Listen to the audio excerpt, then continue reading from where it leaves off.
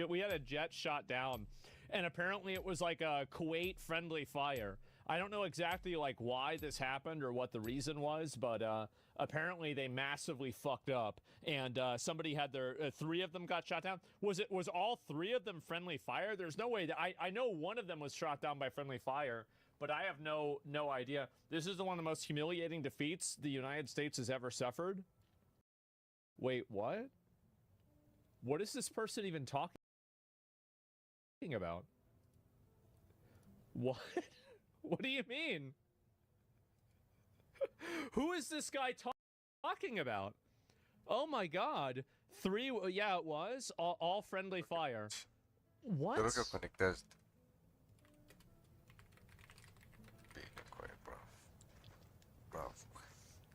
What is this?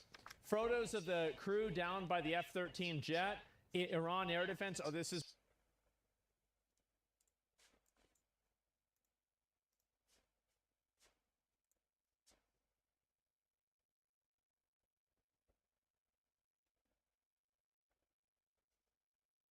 by Jackson Hinkle. F-15 fighter jet pilot who was down over Kuwait moments ago in a friendly fire accident is alive. He ejected and is now being taken care of by a group of Kuwaitis. Okay, that's good. Are you fine? New video shows a Kuwaiti man running up to an American fighter pilot after her fighter jet had been shot down by Kuwaiti air defense system in a friendly fire incident. Jesus Christ. How the fuck is this happening? I mean, it's kind of embarrassing, isn't it? What the fuck are they doing? And these people don't understand that as a pilot, you'll never guard for friendly fire. These pilots will obviously evade attacks they anticipate. They turn off their transponder and refuse to identify themselves. Well, I don't think it really... Really? You need something to help you? I'm okay. You're in the middle of a desert. Safe. What do you mean you're okay? You're safe. Everything good? No problem. Thank you for helping us. Everything perfect? Got talent. There's no such thing as a lucky shot. Man. Thank you for helping us. Thank you for helping us. No problem. Thank you for helping us. Everything perfect? It's almost like all of the mentally ill fat communists on Twitter are wrong, and the people that are over there actually don't want to be oppressed by terrorists. I know, big surprise, guys. Huge surprise. 6 American Air Force soldiers crashed in Kuwait and safely ejected after a friendly fire incident. Kuwait mistook 3 U.S. planes for Iranian aircraft. Oh my God. Well, okay, well, that's what happens, right? You can't win them all. And at least it's not Iran that's shooting them down, I guess. Let me see if there's any more of these that are worth looking at. Wait,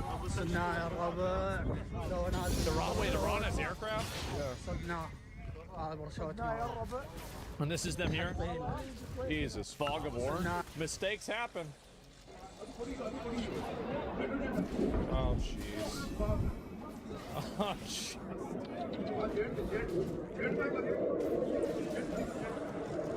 Oh, man. Oh, God. How much money was this? Fuck. Thank God nobody died. Yeah, it can't win them all, right, guys? Listen, mistakes happen. In Kuwait, they can pay for them. That's all right. You know, we got $1 trillion. Jesus, guys. Oh, man. It's not looking good.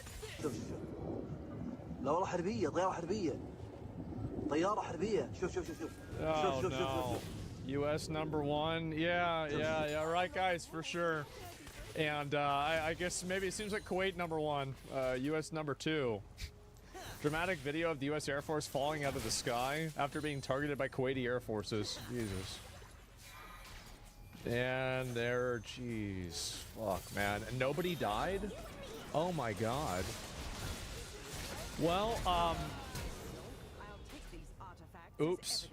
as evidence. Mine, how much is one of these planes? Yeah, how much is one of these? Back from the dead. That confirms it. I am a god. $90 million. Do we got you guys 3-0? Yeah, right. Yeah, good shot, guys. And that's an extraordinary claim. So, wow. I don't know if really this is it. Let me go back. I'll pull up some of the other posts about this. So, yeah, there's this. Ah, Jesus, man. This doesn't, yeah, it doesn't look great, does it? And so they pay for the new ones? I don't know. Jet pilot in Kuwait after an emergency ejection with a fighter jet was shot down in friendly fire incident. And it looks like everybody is fucking... Dude. Guys. Listen, if she's flying the fucking jet and she got shot down by the other guy, it's not because she's a woman. 2 men got shot down too, okay? I think most of the people are joking about this. MAGA or incel piece of shit. We're just trying to have a little bit of fun. Try to relax. What is this here, if I can find the other ones here? And, of course, breaking photos. Pilot that was downed. Ran air defense. Claims to have been taking a jet down. The U.S. claims the crash was friendly fire. Injuries reported. Yep, and then here's one more of them. Let's look at this. Jesus. My tax dollars go to shooting down. Yeah. There's a chance that... Don't forget, there's a chance that your tax dollars also could have gone to the Kuwait anti-air defense system that shot down the plane. So you could have paid to shoot down the thing that you paid for. That's possible. So don't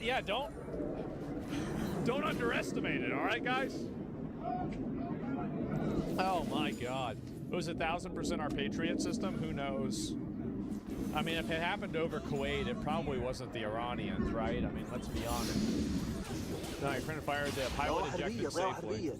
Yeah, let's see. Is there... Yeah, there it is. Oh, God. They're gonna... Dude, the communists are gonna be reposting this, claiming victory over America for the next week. This is what's so annoying, right? They're gonna see this and they're gonna be like, see? I knew we were the best. Yep. Oh, wow. We're so amazing. Yeah, this is at least one was killed. I didn't hear that. This is the first time. And, yeah, Iran is going to love this. They are. China's going to repost this. Yeah, new material for IRGC.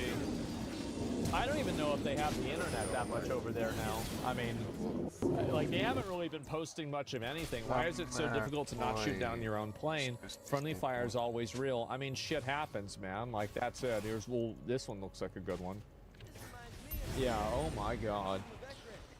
I know, you know, who's going to celebrate this? Of course, right? And do all the videos that show a jet crashing and a spin, is the spin by design? I'm assuming the spin actually is by design, so they can maintain the, like, basically so the plane doesn't go down a lot faster.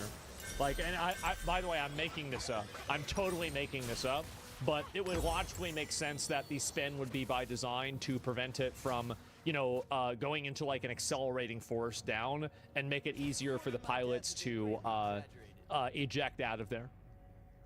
Like, that's logically what would make sense. But I don't know. I mean, I'm not a fucking airplane I don't make airplanes, okay, guys? And let's see if there's any more of these that are that we can look at. But yeah, I did see this got shot. Title yesterday was from Secretary of Defense, Secretary of War. Yeah, definitely. Where is this here? Is an Antichrist tattoo? I have no idea about that. And where is this? The United States conducted this. Oh, we already saw this before. Iran shoots down an American F-15 jet in Kuwait. True explorers follow the compass.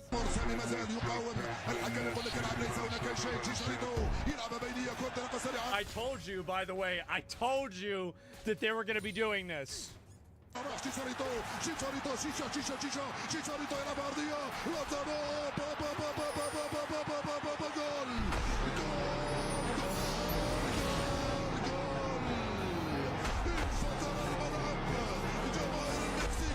Dude, how is it? How do you not see this is like a video game? How do you not see this? Like, I don't... Is this real? Like, you're actually reposting this. Is this a real person? There's no way this is a real person reposting this. Iran standing alone against the U.S. Oh my God. This is an actual... We have no bases in Iran. Oh my fucking God. These people are out of their mind. We've just got some breaking news that's just come into us from the Reuters news agency. They say Iran's Revolutionary Guard said a fuel tanker was burning in the Strait of... Wow, you set a fuel tanker on fire. That's great. Perfect profile message. Yeah, I don't understand, like people like this is one thing I really think does need to happen, is that the people that elevate this stuff and push this like narrative, like the fake bullshit, like fake news stuff, I think that they do need to get deprioed in the algorithm. I think that if you have people that are like, basically, if you're presenting like news of something that's happening in real time and you're presenting fake information or anything else, you need to get like shadow banned, because people see this and they get misled by it and they think something is happening that's not happening. I don't think anybody... Send in the Eagle. That's not an F-15 Strike Eagle. That's an F-4 Phantom. Oh my god. It's just... Grok, is this true? Yeah, it looks like it's not. Stop posting misleading clips from video games. Again, well, they wouldn't be posting here. Do you want to know the reason why they're posting misleading clips from video games? It's because they don't have anything else. They don't have anything else they can post. So they have to stick to video games because nobody else is taking it seriously.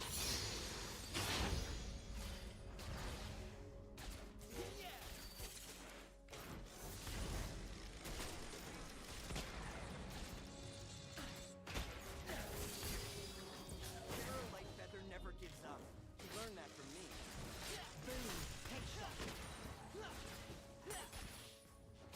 Some gauntlet.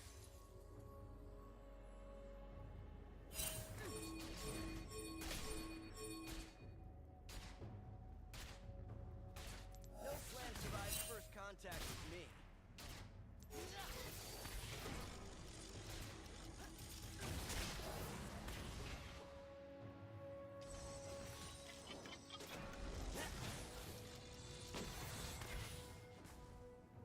Gauntlet, let's clear a path.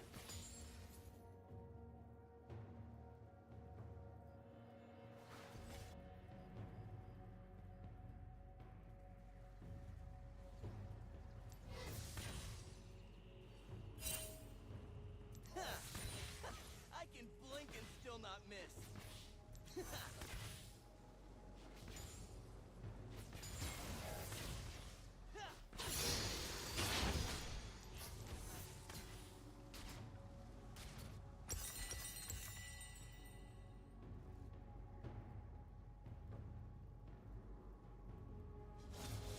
Possible comebacks are sort of my specialty.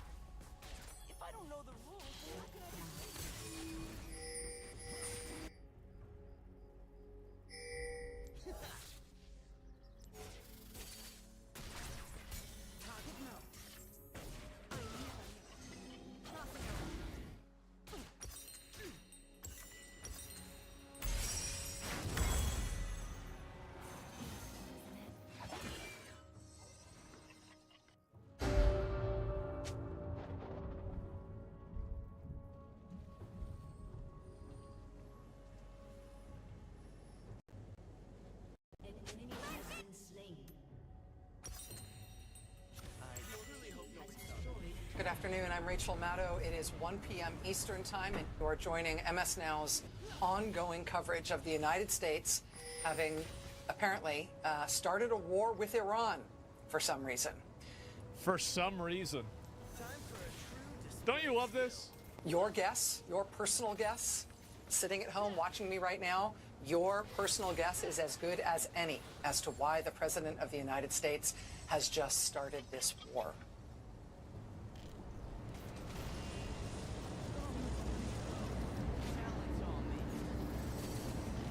Oh my God. Wow. Wow. In terms of pure rational deduction about what he is doing here, Yeah. we can basically rule Is out she retarded? Yes. all of the reasons he has said he's doing it. Okay. Why? Is Iran on the precipice of having ballistic missiles that can reach the United States? Absolutely not. How do you know that? Number one. Number two, even if it doesn't reach the United States, they could still be a dangerous for other interests in the area. This is a stupid point she's making. I don't know why you would even say this. The United States is very far from Iran. So it's farther away. Oh, okay. One might even say it's a whole continent away. Wow. Which means a ballistic missile launched from Iran to hit us here would have to be an intercontinental ballistic missile. Does Iran Yeah, ICBM. have ICBMs? Does Iran have intercontinental ballistic missiles? No, it does not. And Not yet. If they did, what do you think they'd do? there is no known evidence or even serious allegation that Iran is anywhere near developing that technology anytime soon. Even Trump's Secretary of State, Marco Rubio, has recently admitted that, admitting that the threat is only that maybe, quote, one day Iran might have that kind of capability. Exactly. And that's why you got to stop it right now. That way it's not even close. Stomp it out right now. One day, just like you or I might one day learn to fly or to time travel. You really think that time traveling and flying is as reasonable as Iran being able to get a ballistic missile? God damn, this is embarrassing. Is Iran a week Is this really what these people think? away from industrial grade uranium enrichment, as the president's diminutive real estate friend Steve Witkoff asserted this week when he was Diminutive real estate friend. This is like another statement made to like delegitimize the statement. Even though the actual IAEA, that's the International Atomic, I don't know, Environmental Agency or something like that, right? I don't remember exactly.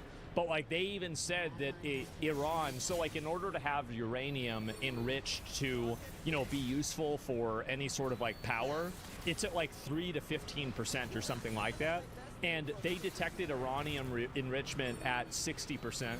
So you think about 3%, oh, is it 3 to 5? Maybe I remember I added a number, right? It's like 3 to 5%, and then they detected it at 60%. So this is, again, this is another thing that's like literally not even true.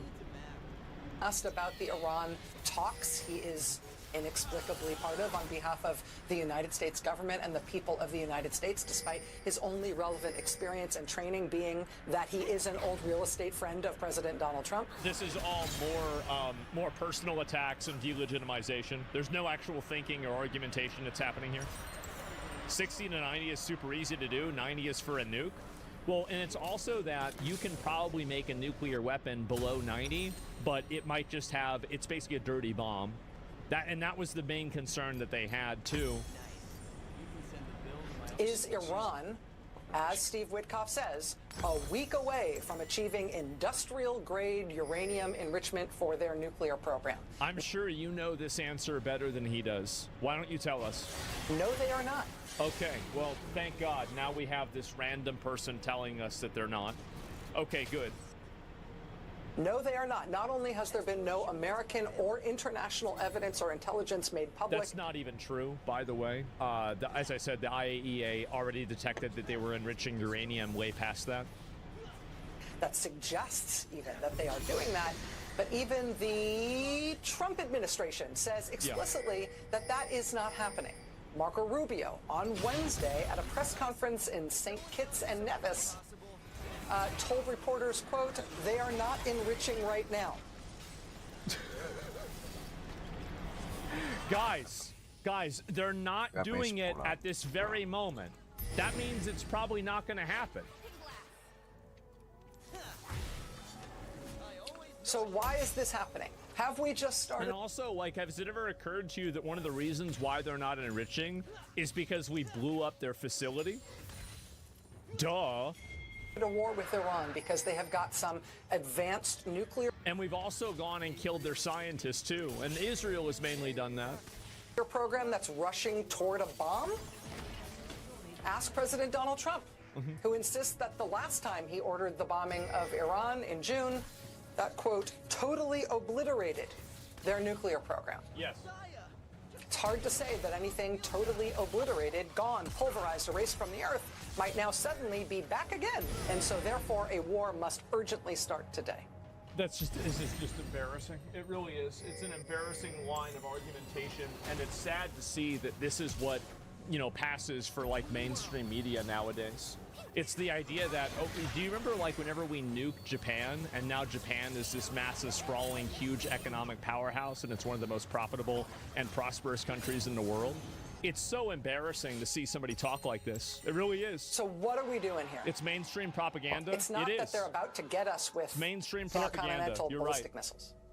It's not that they are enriching uranium to such a degree that it is dangerous and we must stop that. That's already been It's not discussed. that their nuclear program, which Trump says he obliterated, Yes. has somehow unobliterated itself and is now a pressing danger again. Why What do you think that, like, I mean, how many times have we, like, all you need to do is you can do a very simple Google search or an AI search for the amount of times that America and Israel have taken decisive action, either with cyber attacks, obviously bombings, or killing scientists in the Iranian nuclear program. And this has happened over 20 times.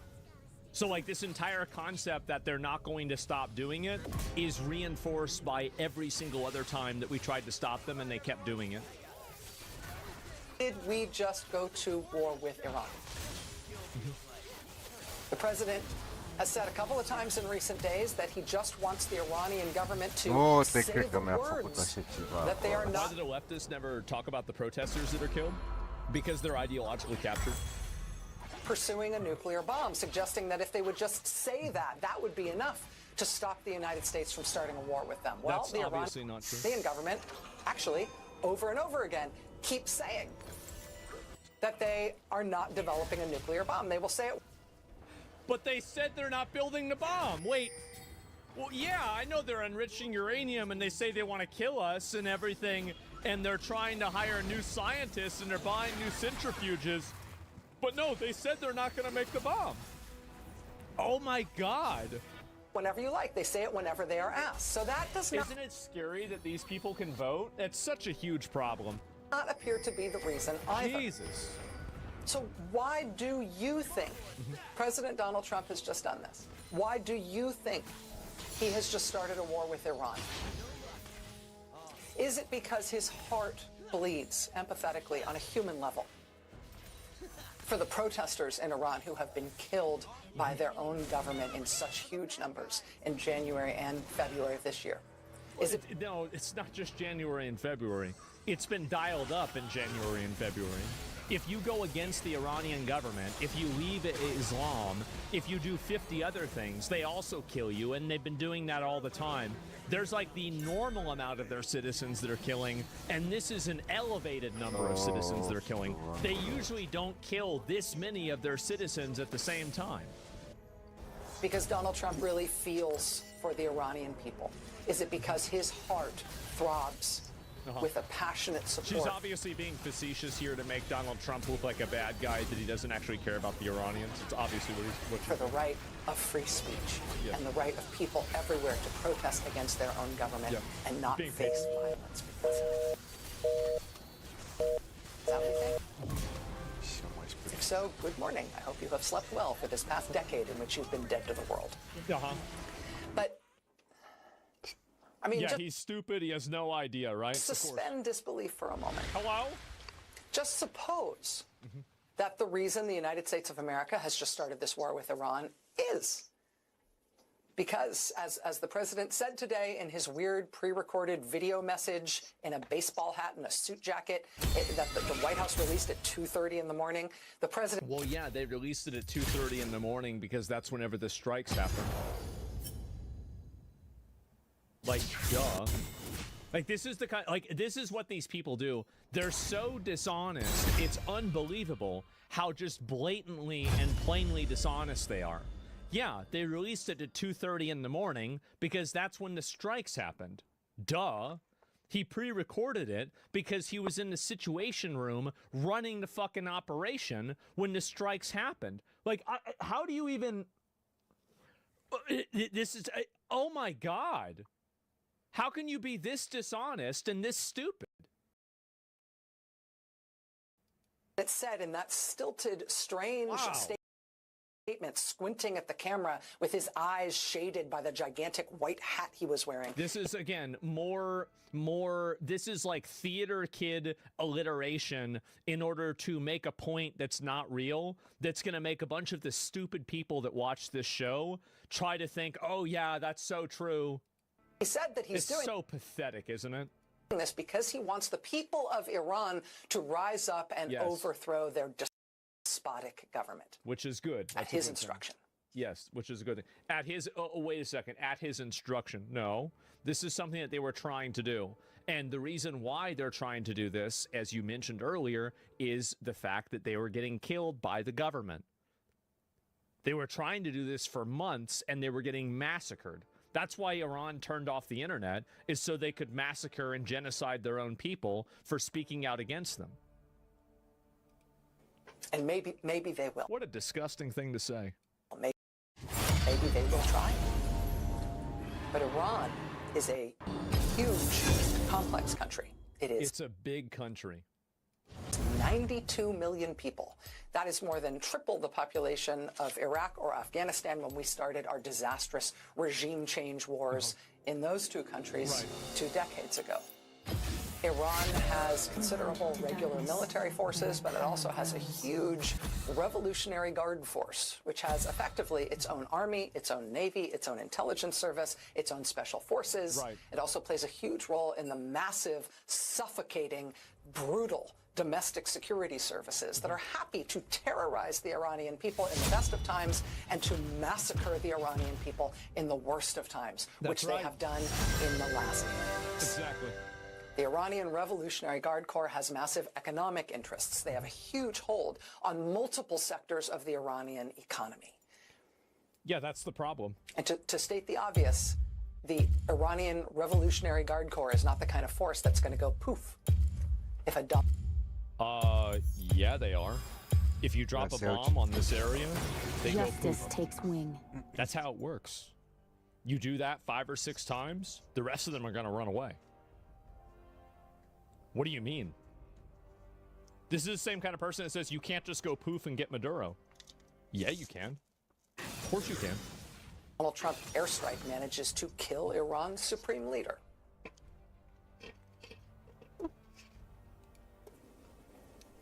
If they do kill the supreme leader, which appears maybe to be what they tried to do earlier today, then what will happen?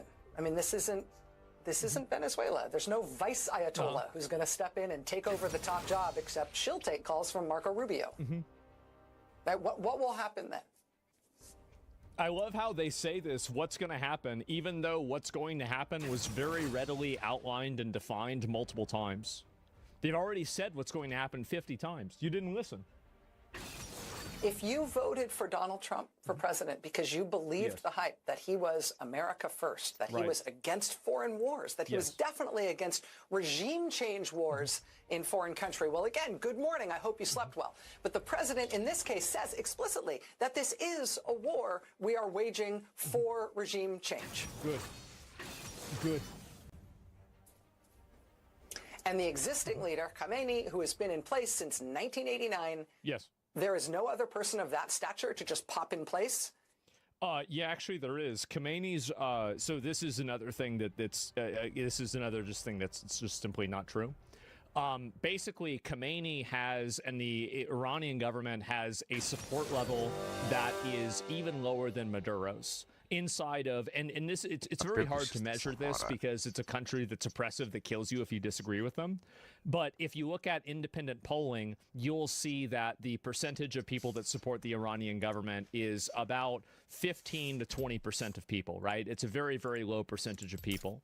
And if you compare that to the support for Raza Pahlavi, or Pahlavi, I think that's how I say his name, which is the crown prince, the son of the Shah that was exiled, his support in the by the Iranian people is at about 30 or maybe 35%.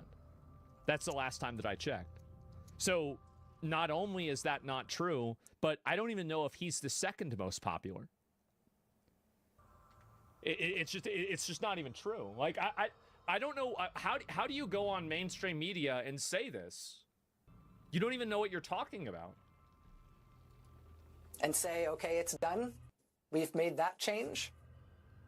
And also keep in mind, the 30 to 35% is the floor.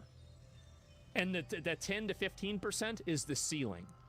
Because everybody that didn't probably report that they don't like the government, that actually, sorry, if you're reporting that you like the government and that you don't like it or whatever, you're doing that because you're afraid of being killed for saying that you don't like the government. Versus all of the people that are saying they support the crown prince, every single person that says that is threatened with death if they say that. So logically, that is an underrepresented group, and logically, the people that support the Iran government is an overrepresented group based off of the exterior and external sources and influences. It's just logical. It's common sense. And so if you really did want the Iranian people themselves to rise up in some kind of popular uprising and totally change their form of government, if you wanted the beleaguered and oppressed Iranian people to organize very quickly into a new populist political force to rise up against, among other things, the security services. It's calling it a populist political force is another, it's more verbal sleight of hand, because they always call Trump a populist.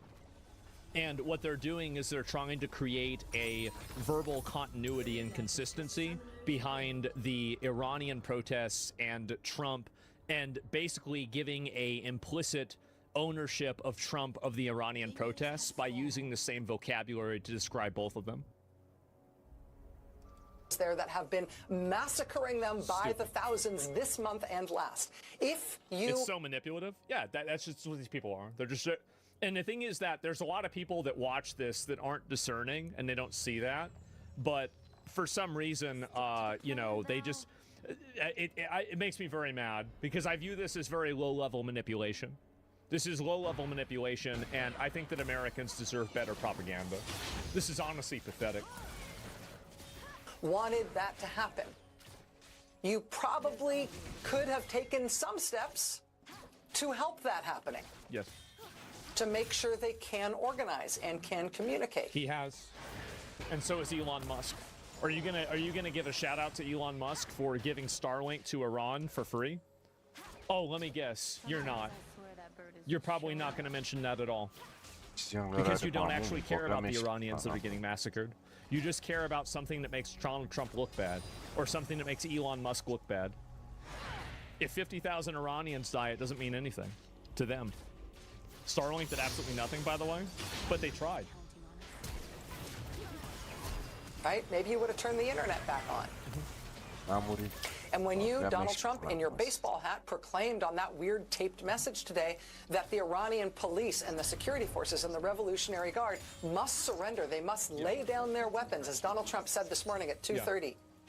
This is what we saw this part. If that was what you wanted to happen, because you wanted the domestic security situation to become less dangerous for the Iranian people to rise up and overthrow their government. If you actually wanted to make that happen, instead of just saying it, you as the U.S. government, maybe you as the U.S. government in coalition with other allies that you might have bothered to bring on board, you might have given the Iranian police... We did bring on allies. That's why Saudi Arabia and all these other countries immediately took our side. And Revolutionary Guard and security services some instructions on how to surrender. And yeah, this is why I said earlier, put your hands up and walk away from the gun. So, like, what do you mean? You have to give them instructions on how to surrender? What do you think? They don't know how to surrender? Oh, my God. lay down their weapons. Some path to do that, which Trump did not. He actually, by the way, by killing their military leadership, he did give them that.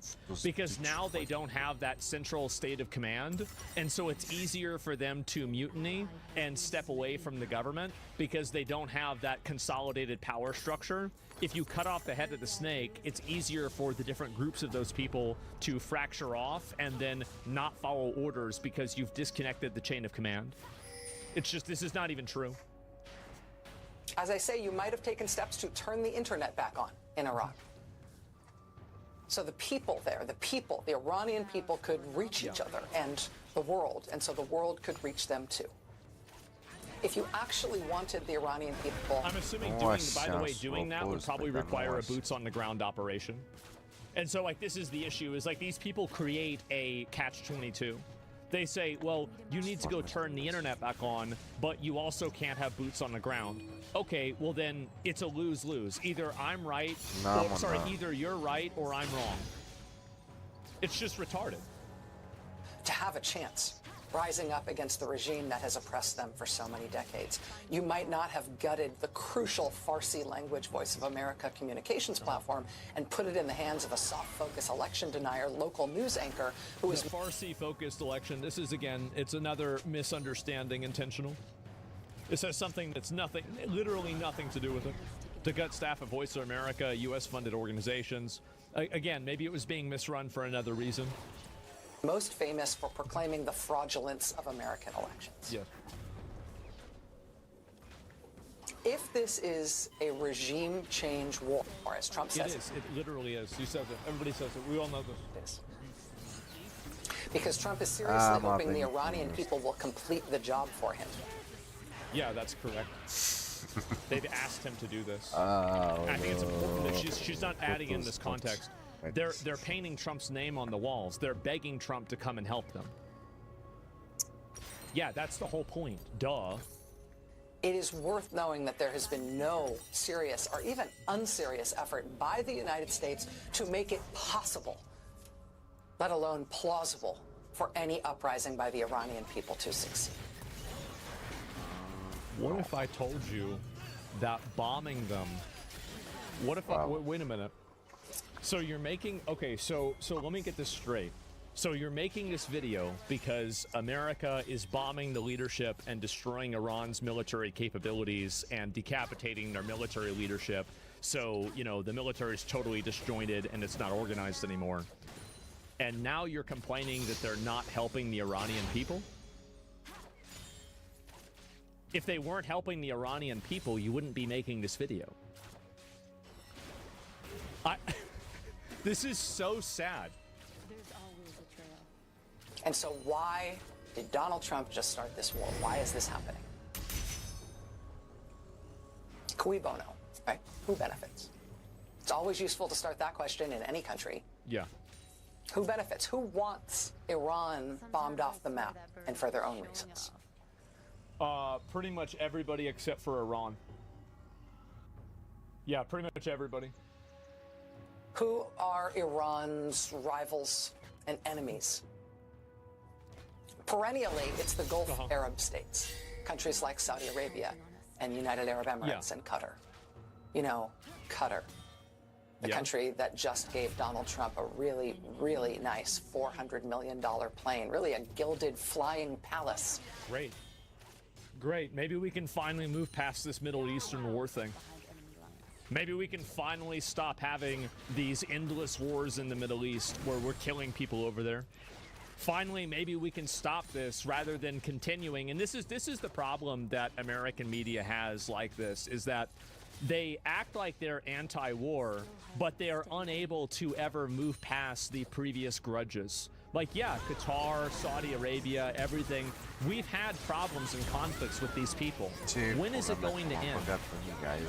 Well, maybe it already did. And for some reason, they're not happy about that.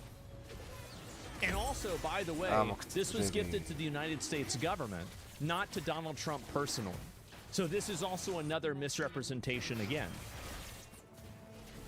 for his own use, both during his presidency and after Trump plans to take that plane with him and keep using it after he leaves office, if he ever leaves office. He never said that he did that. He never said that at all. And the basis on that is a total, what's the word for it? It is a extrapolation. And you remember United Arab Emirates, famous for recently structuring a totally pointless crypto financial transaction so that $2 billion of it would be stuffed into the Trump family's otherwise worthless brand new crypto financial firm. And of course, you remember the Saudis, who stuffed another $2 billion into the pockets of Trump's son-in-law, Jared Kushner, just as Trump's first term in office came to a close. You might remember enough people were alarmed about that when it happened that the Trump folks actually sort of bothered to come up with an excuse for what made that okay. They said, don't worry, Jared will never again work for the U.S. government. He's never coming back to Washington. So it's okay that he's taken all this money from the Saudis now. We will never have to worry. Yeah, we do a lot of business in the Middle East. That's obvious. Anybody who does international business is probably doing business in the Middle East. Yeah, I mean, this is just what happens. This has nothing to do with Iran. About having somebody involved in U.S. policy who has also just been given billions of dollars by Saudi Arabia, apparently for no reason. Well, that was the explanation. And by the way, none of this is actually an argument against attacking Iran.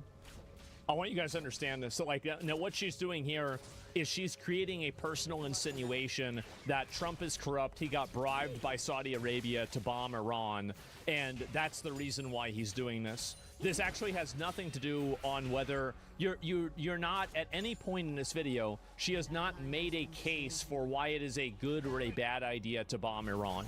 If anything, she's only made a case that it's a good idea, talking about the protesters that they killed.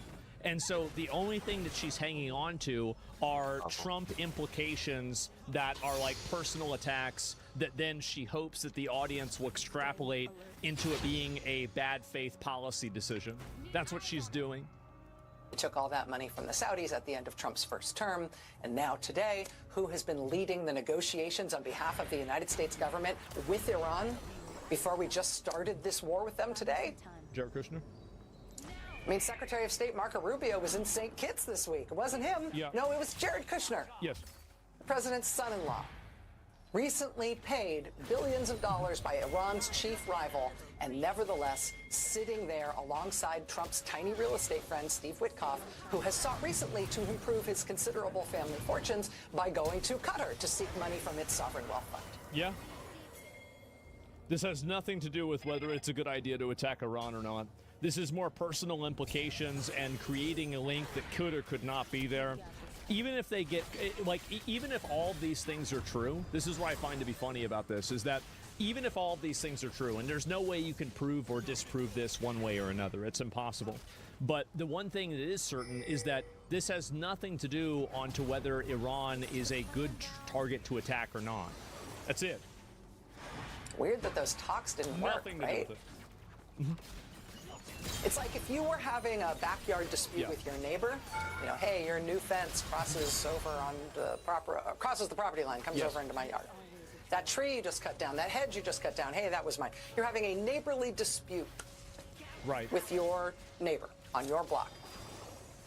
And the cops break down your door with a battering ram. They arrest you and your whole family. They ransack your house, and then they light it afire and bulldoze it. And they tell your neighbor, hey, it's all done. You can take his whole backyard, and you can take his house now, too. And as you're trying to figure out why this has just happened, you come to learn that your neighbor has been paying massive bribes to the police in your town. Oh, that's what's going on. So now she's just coming out and saying that. Instead of the implication, now she's acting on this as if the implication is accurate. And she not once has she mentioned at all that the Iranian people have asked Trump to intervene. She has not talked about that at all. She hasn't put any coverage at all about the Iranian people thanking Trump for intervening. Nothing about this at all. It's about an implication. I mean, there's a lot of attention on Israel, and indeed Israel and the United States have worked together in the bombing campaign. Yeah, we obviously not only the one that started today, but the campaign against Iran in June. But it is the Gulf Arab states who are arrayed against Iran, who want Iran removed as their regional rival. Good. Yeah, I think that they should. Iran funds terrorism that fucks up all of their stuff, and it fucks up our stuff because we buy their stuff. And if it's fucking up their stuff, and then we're buying their stuff, then it makes it cost more money. Jesus Christ, what a stupid bitch. I can't believe anybody takes this seriously. It's really shocking to see this, because like the reason why I wanted to cover that and talk about it is to just show you guys how just blatantly dishonest and in a lot of these cases just flat out wrong these people are. They're saying things that are just factually untrue. It's like this is not even it's not even something that happened. They're just making up these things the entire time.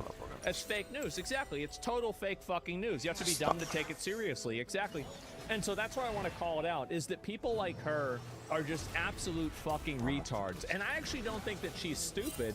I think that she's just lying. She is engaging in absolute pinnacle dishonesty. She is lying through implication.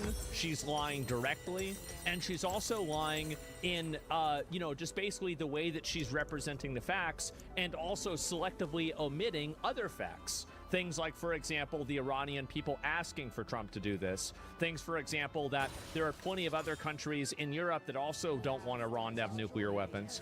Like, there's a million other examples. Oh, them funding terrorism. Did she even mention the fact that Iran funds terrorism? No, she didn't, as far as I remember. And I wonder why. It's because she's trying to create a narrative. And that narrative, the focus around that narrative is not around what's best for the American people. It's not around what's best for the Iranian people. It's around what's worst for Donald Trump.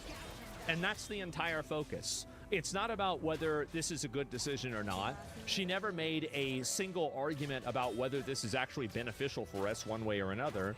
It's just creating implications and assumptions based off of that, and then selective reporting data, and then also misrepresenting it.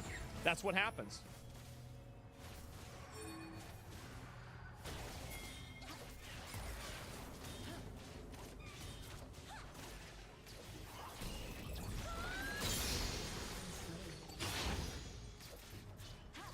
So, indie games recently have been popping off. And I mean, like, really, really, really popping off. Like, they've been doing extremely well. I'm actually even kind of shocked at how well a lot of these indie games are doing. And why are indie games performing so well? I will tell you why. It's because they are actually video games. Like, if I go right now and I look at SteamDB, how many of these video games are indie games? Banana is unfortunately an indie game. And I think Repo is an indie game. And it looks like Megabonk is no longer on the list, but Megabonk was also an indie game, and so was Ball Pit very recently. Give me 1 second. I've got to use the bathroom, and then we're going to watch the video, okay? So yeah, it's been crazy. Why don't you take the mic with you? Because I have to pre-watch the entire video while I'm gone, so I know how to react to it in the most optimal way. That's clearly what's going on. In the last few weeks, 6 indie games have been released. I love this game, by the way. This is, like, I've been playing this game a lot off stream. This game is so good. Made by teams of 5 people or less, and combined they've sold over 8 this is RV million area. copies. While studios with play a little hundreds bit. of developers, hundreds of millions in the bank are shutting down, these absolute lunatics are winning, and it's not even close. 2025 has proved something. When you make something genuinely new, genuinely weird, genuinely passionate, we notice. 6 games, all completely unique, all from tiny teams willing to try something no one else would, and they're being rewarded for it, because innovation beats budget, risk beats formula, fun beats focus groups. Well, look at Napoleon Dynamite, for example. I mean, think about how successful that movie was, and that shit was filmed with a budget of, like, I'd say like $16, right? I mean, that's it. A lot of video games, you don't really need to do a whole lot of crazy stuff. All you really need to do is just make something that's fun to play, and you don't need $1 billion for that. Gaming isn't broken, it's just happening somewhere else right now. And this year, it's undeniable. Indie games are winning, so let's break down these 6 games and why they matter. Let's start with the most ridiculous one, RV There Yet. It's a co-op game where up to 4 players try to drive a falling apart RV out of a deadly valley. Kind of like Overcooked meets off-roading, you're steering, repairing, winching. I really feel like this is the one thing as a streamer that I don't do. I never play video games with other people. I feel like if I did that, the last time that I did that was whenever me, McConnell, and Grayson played Dark and Darker, when Dark and Darker first came out, and people loved it. I gotta do that again. The vehicle up cliffs while everything explodes around you. It's physics-based chaos. That was a good day. 5 people made this, veterans from Coffee 5 Stain, people? the Goat Simulator studio, but still 5 people, Jeez. and they built the game in 3 months. Started as a game jam prototype, they liked it, fleshed it out, You shipped telling me they cooked this thing up in 3 months? And you got... Oh, man. Come on.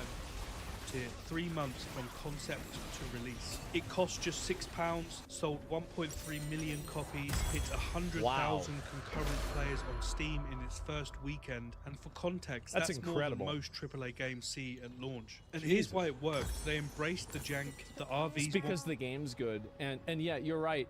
A lot of friction inside of video games, like developers that are good know how to create good friction.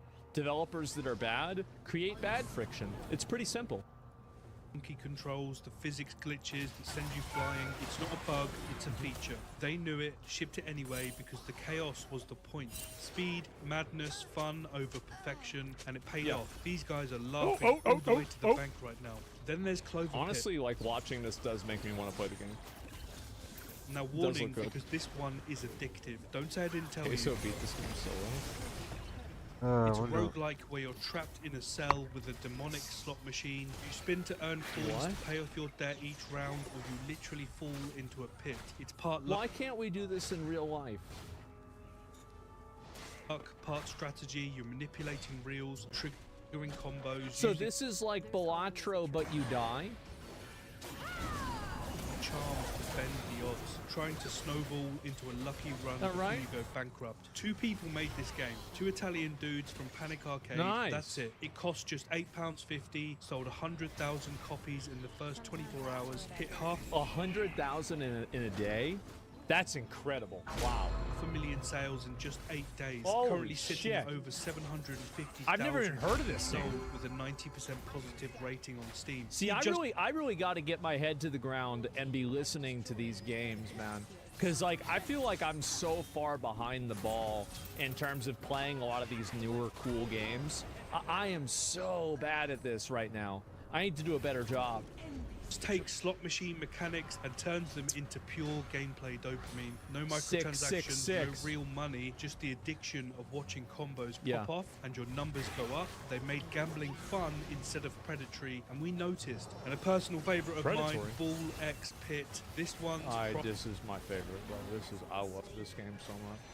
Properly mental. It's a roguelike that mashes together Breakout, Vampire Survivors, city building, and probably even more inspirations I've missed. You're batting magic balls up into hordes of enemies like a brick breaker. The balls ricochet and destroy things. You collect loot and power-ups, and then by the end of the run, the screen's filled with a ton of bouncing balls, obliterating everything. Between runs, you I remember whenever this game was like popular in like 1996. The version of this game back then, I liked that game back then too, because you could get the ball and you could knock it up and then it would go bing bing bing bing bing bing bing bing bing, and I was like, oh, I would feel so good.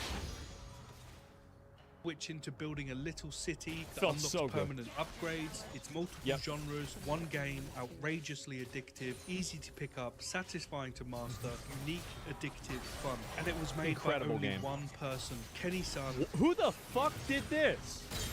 One guy? A solo developer, cost $12.99, sold 400,000 copies in its first week. Should be more. Overwhelmingly positive reviews on Steam almost immediately. Here's why it works. Kenny threw multiple genres together with zero compromises. Stupid chaos that somehow just makes sense. Most studios would have workshopped this to death. I think actually there's a little bit more reason than madness here. I actually think that the way this game is balanced and the way the city building and the way the character design is made is actually extremely thoughtful and very good. It's extremely fucking good. Is it a roguelike? Is it a city builder? Pick one. He didn't. He just made all of it. And the result is something you genuinely can't find anywhere else. Unique in the truest sense. Highly recommend. Escape from Duckov, Ducks with guns. It's a top-down extraction shooter that just parodies Escape from Tarkov, a notoriously hardcore extraction shooter. You're literally a duck with a gun, scavenging loot, fighting hostile ducks and geese, trying to So, is this game really as good as people think it is? extract alive with your loot before time runs out. 5 people made this game. Team Five Soda, people? a small internal studio at Bilibili, the Chinese publisher, Yes. gave them Wow. the marketing muscle, but the actual dev team is tiny. It's a case of indie spirit with marketing muscle, but the actual Is that the Chud? Oh, I thought that Dev was the, team the is fucking tiny. Chud meme. It's a case of indie spirit almost with is. mid-tier backing. It cost just $16.99, sold 1 million copies in its first week. Currently 2 sitting million? at 3 million copies sold with 94% Oh my God. overwhelmingly positive reviews on Steam. It hit 300,000 peak concurrent players. And I'll be honest, this isn't really my kind of game, but here's what they did. They took This game looks awesome to me. I think this is really cool. Tarkov's hardcore extraction loop, tension, the depth, the loot system, and made it PvE, solo friendly, kept everything that makes the genre interesting, removed the toxic PvP grief. Everyone assumed it would just be a meme. It looks like a meme, it smells like a meme, ducks with AKs, funny screenshots, move on. But it turns out it's a legitimately deep, polished shooter RPG that respects your time. What and the the players fuck? rewarded that massively. Slots and Daggers is a new fantasy roguelike where your dungeon battles play out on a slot machine. You're venturing through floors, fighting goblins and ogres, but instead of choosing attacks from a menu, you pull a slot lever. The symbols that line up dictate what happens. Swords mean you attack, potions heal you, shields block, critical hits, stuff like that. But there's strategy. You can hold certain reels, equip charms that buy us outcomes, essentially deck build your slot machine before each run. It's inspired by D&D clearly, but filtered through casino mechanics. One person made this. Yeah, this is really good too. This reminds me kind of like Uma Musume. Like, I remember playing that game and I was like, because before I played Uma, I would have never played a game like this, but now I think that I would be more in the, I would be more willing to try it out. The solo German developer, 6 months of development. It costs £4 Pretty right now. derby. Only been out for 4 days. Already sold 50,000 copies with 94% positive reviews on Steam. He just made one weird thing really well. Intentionally crude art style, proper hand-drawn, small Well, I scope. don't think it's crude. I mean, I actually think that this art style is very deliberate and well done. I think that every art style, like if you go with a PS1 art style, or like this is like a 2000s, you know, this is a video game that would run on Windows 2000 Professional, right? And it would be a great game. That's the kind of experience that I think a lot of people like. They enjoy those types of games. And so really it's not about the graphics, it's not about anything else, it's just about the gameplay. That's what matters more than anything, is the gameplay and the fluidity of the gameplay. And that's what AAA developers really lack right now, is that they just don't really have that ability to lock down a enjoyable, fun gameplay loop. That's the big weakness. And it seems like it's like, oh, the big problem with video games nowadays is the game part of the game. Yeah, that's it. It's more accessible. Yeah, and a lot of these other games too, another big factor with them is that they reward short, intensive play sessions. And I think that that's something that, you know, for example, Balatro did very well. It's something that Vampire Survivors did very well. And I think that you're seeing like people move away from the longer engagement, you know, 40-minute, maybe 30-minute league games, and people want a 10-minute game. They want a 15-minute game or a 5-minute game that they can pause or move in and out of. But polished. No chasing scale or endless content, just a tight, replayable loop. Back to Just basics? something Yeah. genuinely new. I've got a feeling this one could blow up pretty soon.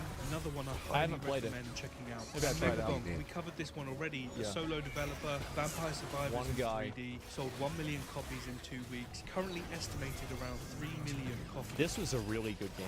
I hate to say it, I actually liked Ball Pit more, but that also comes as a bit of a boomer who really just loves arcade games. I really love arcade games. So, you know, Ball Pit was definitely for me, but I really like this game too.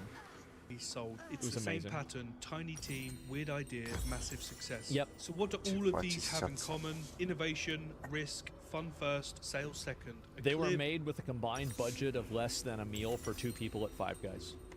vision from people who clearly love games.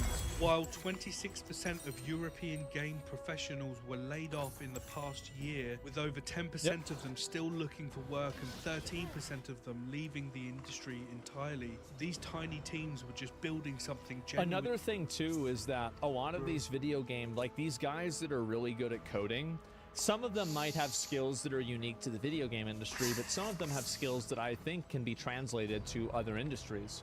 So like, where do you think you're going to get paid better? Are you going to get paid better at, you know, one of these like new drone defense companies like Anduril or something like that, or Palantir? Or are you going to get paid better at Blizzard? Jeez, guys. Ooh. Yeah, you've got FinTech. Yeah, well, that's another one too. Yeah, financial technology, exactly. Yeah. Something new. The craziest part of all of this, you can buy all 6 of these games for less than one AAA release at 60 quid. 6 completely unique experiences, hundreds of hours of gameplay, all innovative, all made damn. by people who took genuine risk because they love video games. And Yep. most of these games had more daily players than Bloodlines 2. That was a flopperooski, wasn't it?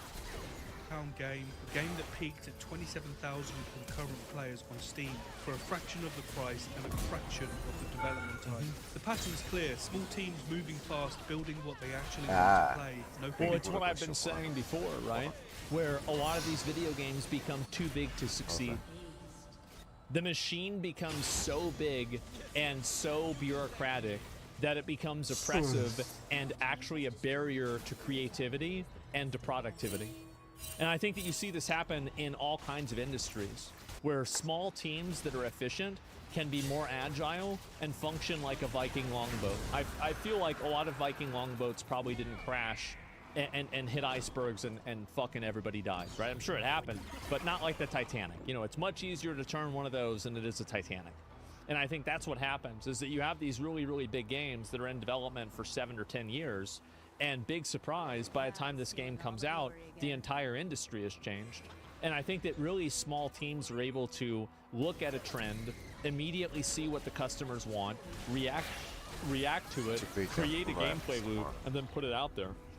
I think that also there's a lot of video games now that have so many additional and extra things attached to them. So like a really good example of this, and this is like a criticism that I have, is like Digimon has like a card game that's built into it. I think it's kind of like Gwent, that's what I would assume. There is no reason for that to be in the game. A lot of these like weird features that video games have that are like these like secondary game functions. Really, I hate the card game. I don't even know what it is. I never even played them. LOL people like those. I don't really think that they matter. Really, I don't. Like mini games inside of video games, I think are way overdone right now. They are tremendously overdone, and like meta level progression, mini game progression, stuff like that, I think is totally fucking overdone. And there's just so much of it now that it's exhausting. He's diluting the vision. No focus groups, removing Like the weird the bits. reason why, for example, it works for a game like Ball Pit is that it's basically it's your upgrade function, the same as you had in Hades, right? For example, so it's okay, and it's also very, very fast. You place your buildings, then you shoot the guys out, and then you're done, and you do another mission, right? It's not this long, involved process. Yakuza says otherwise. Well, Yakuza has its own, like, I mean, so does Mario Party, right? But like, it's a different genre of type of game. But and I think also it's known for that type of stuff. It's like WarioWare, for example. But I think that in general, a lot of these video games that try to be like an everything game, I think that they just end up exhausting players. Just here's an idea, let's make it. This ship coming it, from see made what in MMO? happens. Yeah, I And played it's in MMO a lot. working, properly That's how I know. working. It 2025 feels like has video game truly bloat. proved Yeah. something. Innovation beats budget, passion beats polish, fun beats everything. Yeah, Gaming fun. Yeah, fun and just gameplay. Gameplay matters more than anything, right? But the Digimon game is fun, plus it has sprites from the original V-Pet toys. Yeah, I just think it's just bloat, it doesn't matter, and it's just more bullshit that I don't care about. Like, I get some people might care about it, they might like it, I don't. I think it's a waste of space, it's a waste of time, and there's no reason to have it. That's where I'm at. That's what I think. It's broken, it's just happening somewhere else right now. Yep. In basements, spare bedrooms, small studios who still remember why they got into this industry in the first place. That's where all the innovation is happening right now, and if you can't see it by now, then you need to get your eyes checked. As always, thanks so much for watching, appreciate you. If you enjoyed the video, make sure to give it a really like, good drop video. a comment, and subscribe to the channel. There's plenty more where this came from. Thanks again, I'll see you in the next one. W video. Absolutely. Give me a second. Wait a second. Sorry. Another video. Anyway, my point is that I really, really like this. I totally agree with it. Have you beaten the Moon Boss? I have not. Clover Pit is fire, by the way. Maybe I should try it out. Here's the thing. Mouthwashing was also very good storytelling. Indie devs are just better at that. Well, are also better at that? Well, I think that, I mean, you can have great storytelling at a AAA level. Like, for example, in Mission 33. Like, you can have that. It's just that in many of these games, it just simply is not there. Give the video a like. I think this is really good. From Veteran Joystick. And I saw it recommended to me, and I wanted to try it out myself. So this duck game is actually pretty popular. I'll watch this. I'm not going to watch it today, but I'll watch it maybe tomorrow or something. I've never seen one of his videos before. He only has 25,000 subs. So I'll have to try it out and see what happens. And indie devs don't have the restrictions on storytelling or interceptors. Well, I think also that here's another really big reason why indie devs are successful. The reason why is because indie development, you're telling a story, and there's only like 3 or 2 people that are involved in writing the story.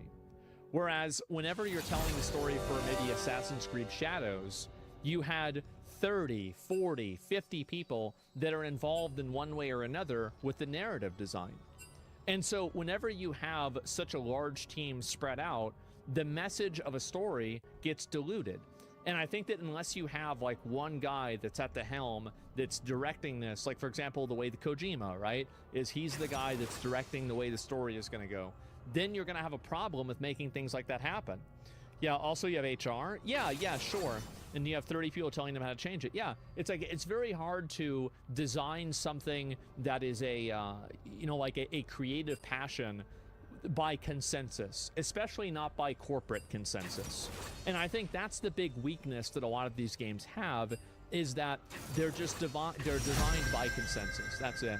Have you seen Ben Shapiro crashing out in the Megyn Kelly show? No, I haven't. I'll look at that in a minute. But yeah, designed by HR. Well, it's approved by HR. It's not designed by HR, but it's approved. Expedition 33 Studio wasn't AAA size. Yeah, I think they had like 30-something developers, right? So it was actually extremely small. And everyone being on board for the creation journey. Yeah, and also whenever you have 5 people that you're working with, it's much harder for things to be lost in translation because there are a few people that are translating.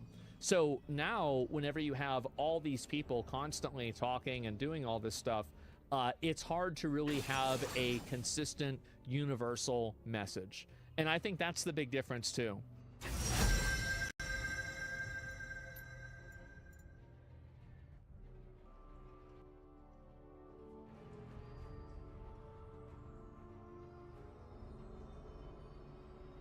Hytale. So I've played Hytale a lot. I'm almost done with the game. I haven't beaten the game. I'm like one amount of like ore under finishing the game. Like I've almost beaten the entire game. And this game's actually done very well. It's like Hytale is like an early access game, but it's still massively succeeded. 6 months ago, Hytale was dead. It had been in development for nearly a decade, building, of course, on the Hypixel Minecraft they got servers, bought by, which are wildly popular. More than 60 million people watched the They got bought by review trailer. Riot. Riot acquired it, and then things got messy. Leadership felt the weight of those 60 million viewers who are demanding a fully fledged and now expecting a Riot-quality experience. I feel like this game had so much hype. So many people are ready for this game.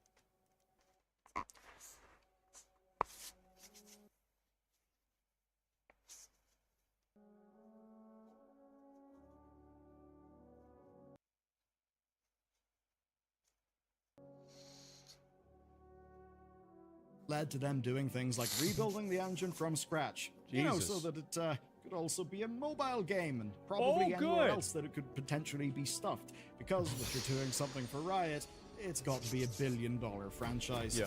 This was a total nightmare. It got Hytale trapped in development hell, and then when Riot's economics changed, they needed to get rid of it. No one else wanted to buy it at the time, so the project was cancelled. But it turns out people made a lot of noise. The original now guy bought it back. Hytale is alive. And the way it went down is almost too good to be true.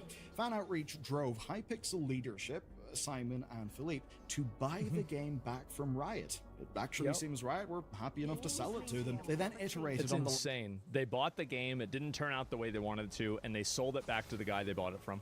last playable build before all the engine rewrite chaos. They made it shippable, and last week, 6 months after Riot killed it, Hytale launched into early access. Though not Steam early access, they definitely don't think it is ready to go to that stage yet. I think that they just didn't do that because they didn't want to have negative reviews. Like, I feel like, didn't they even say that? Like, which is like, I remember whenever I heard that, I assumed this game was going to be trash. I assumed it was going to be like Duke Nukem Forever or something like that, where it gets super overhyped, but then it turns out to be shitty. But it's actually been, like, I played it, I thought it was really good. Means is we can finally play it, we can finally talk about it. I have played it, I'm a lifelong Minecraft player as well, so let's get into it, because Hytale not being on Steam isn't is such just an L. not True. dead. I would say Hytale is thriving, and its future has literally never looked better. With the early access actually mattering, well, is it a bit shit? And so far I would say, no, it is not a bit shit. I think it's not shit, but it is an early like, whenever I played Valheim, for example, Valheim did not feel like an early access game. Hytale feels like an early access game. That's a pretty big difference to me.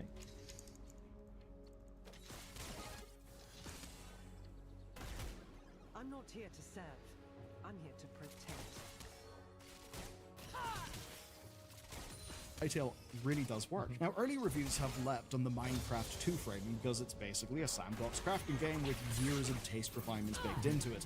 More intuitive building systems, streamlining for pain points like just to make hunching things trees, easier. modernized movement. I mean, man, the movement does feel so good. Hell, even take a look at this tweet where basically people are just chaining stuff in a way that almost reminds me of like Mario 64 movement in the hands of someone who's amazing at the game. You know, the kind of Doom style. Is being able to exploit movement like this a bug or a feature? When you have problems I think it's both. I think things like wave dashing, for example, in Smash Brothers Melee, like, my opinion is that if it's fun to do, keep it. If it's not fun to do, don't keep it. Whenever you have to do contrived things on a regular basis in order to play the game regularly, like bunny hopping to get around in order to make yourself move faster, I think that that's kind of a... Everybody feels like now they have to do it. And I think that whenever you have that, you know, it kind of, in a way, whenever something is so good that everybody has to take advantage of it, it actually takes options away from the player. That in your game, I Does that make think sense? that's a really good sign. As is another thing, because while this and Minecraft share their blocky core, here's how Hytale is When it comes to different. I It's hated not it, really focused personally. on, say, the long-term automation stuff of Minecraft, like all of the redstone and that technical stuff.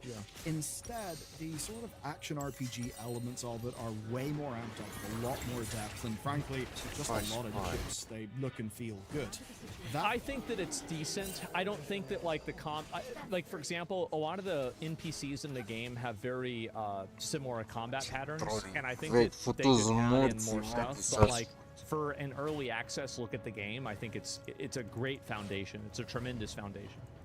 Does help it stand out. You've got more Definitely personalized is. character building, a higher fidelity art style, and basically that same expansion of things applies to weapons, magic, Is that combat. really- yeah, I All never of played those things Minecraft. have quite a I bit never more played depth. Minecraft. Now, some of that is depth that you could get with Minecraft. No, it sounds add-ons, crazy, be but yeah. that just ones you install in Java or Bedrock and PC or stuff from the Minecraft marketplace. I think the difference, though, is what the base experience is. That's where it's quite different in Hytale, and in a way where I think modders... These guys are so fucking...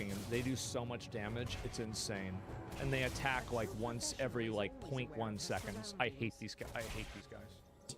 Going to be able to do some really cool things. Now, from my experience playing it, I think the first thing that really surprised me, maybe I shouldn't say surprised, I mean, even this older build wasn't outrageous, but it's just the execution of the fundamentals, right? Yeah. The basics of crafting, movement, even object placement just feel considered. I mean, as an example in Minecraft, if you're trying to place objects, there are rules that'll dictate, you know, what orientation the object is placed in. Do you know what's great about this game? You can just tap the R key, and you'll see like a little ghost version that will just show you how it will be placed. It's gonna look, yeah. If you tap R again, it'll rotate it again. Those sorts of things are absolutely fantastic.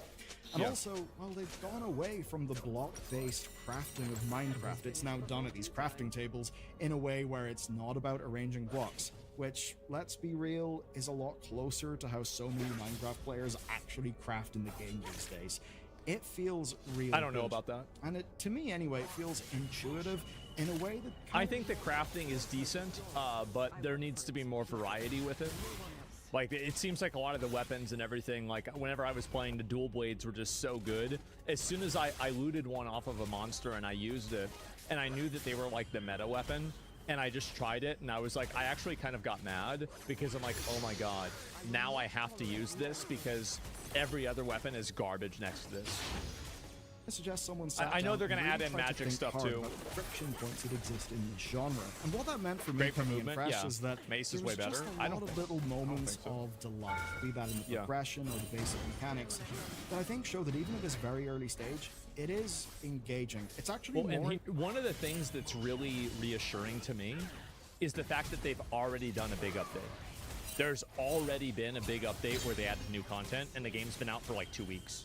That's engaging nuts. than I expected. it Holy would shit. be. So I think there is something here. Now, for me, the lack of automation and redstone-related gameplay does really hurt things 2 updates? substantially. I think though the modders will be able to fix I don't that remember kind the of thing. second I mean, man, if you had Hytale, Core and Keeper, then- Spirit, and Hightail. I think Core Keeper is a more complete game, and I like Core Keeper more than I like Hightail.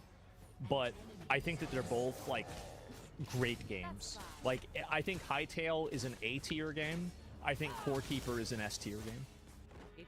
something like Minecraft creates, It's my opinion. holy shit, that would be absolutely insane. And if me talking about automation seems like it's a bit out of left field, oh no, it's not. I've Take been a game thinking like a lot about Factorio. automation. Factorio was partially inspired by automation and industry-based Minecraft mods. Yeah. Those very same Minecraft mods were literally the first thing I ever made a YouTube video Yeah. about a long time ago. And on the topic of mods, it seems what they are doing for modding is absolutely This is like Vampire Survivors thing? insane.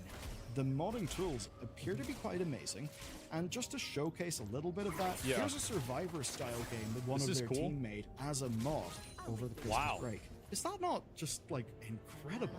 So at least Yeah, by my it's badass. estimation, things are looking real good. So I should cover a few complaints. One of the more frequent ones is that right now it really is a sandbox. There's not as much progression to like True. structure or guide players, which I think One thing I would really like to see them add for the adventure mode is bosses. Add in bosses that whenever you get to that boss, it unlocks some sort of new type of crafting material that allows you to get to that next level. That's what, for example, Valheim had. And I know they are, I know, but I'm reiterating, I've heard this before, to the adventure mode, right?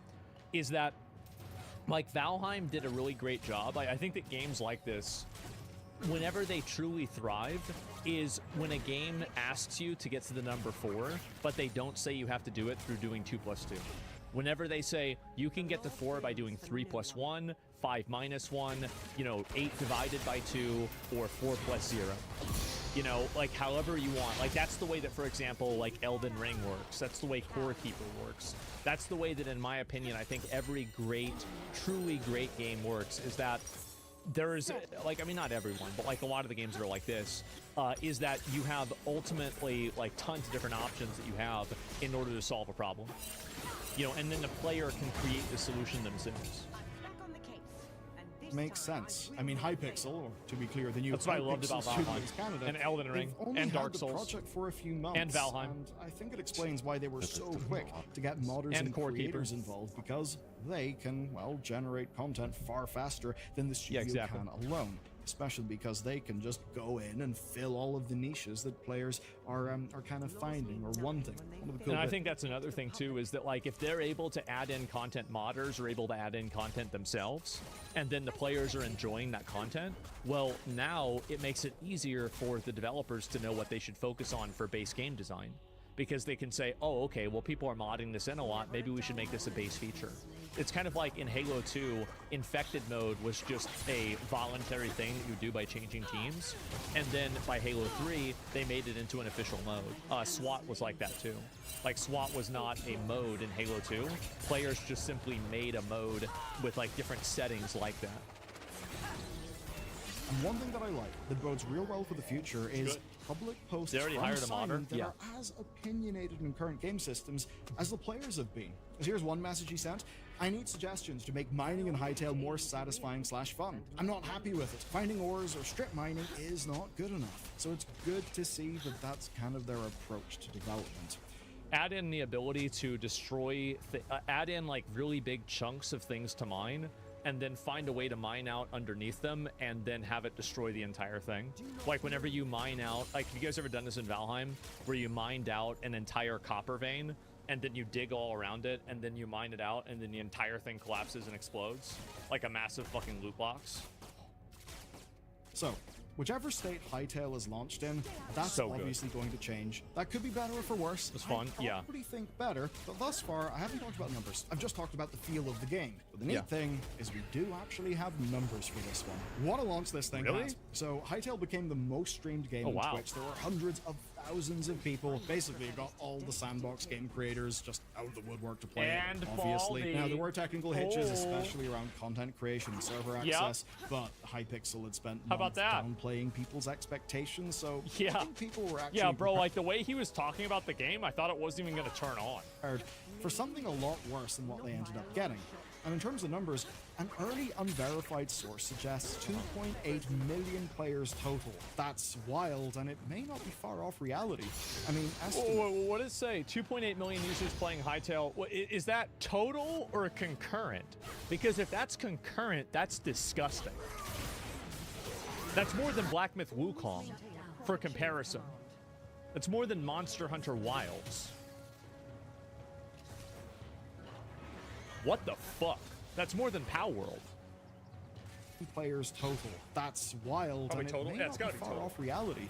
I mean, estimates during server tests were putting the concurrent players at over 1 million on launch day. 1 million! And that's for a Oh game my that isn't God. even on Steam.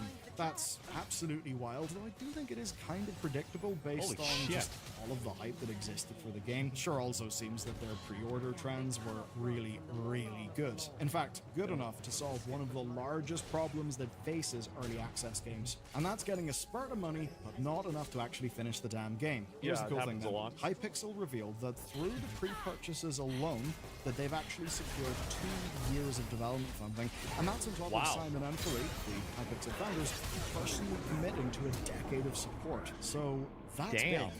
That gives potential players a lot of confidence, basically, that the game wouldn't just disappear after a year. Such good Yeah, I think that a lot of people, like, that's something that really matters a lot whenever people want to invest into a game like this, especially if it's like an open world crafting survival game, is that, like, it's going to be continually updated, that, like, you know, they're not just going to stop making content one day.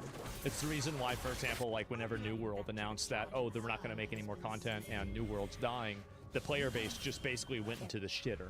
Like, in like 2 days, there was like 80% player base drop, and that was it. It's sad. Permanence matters, yeah. Well, it's also permanence and then vision.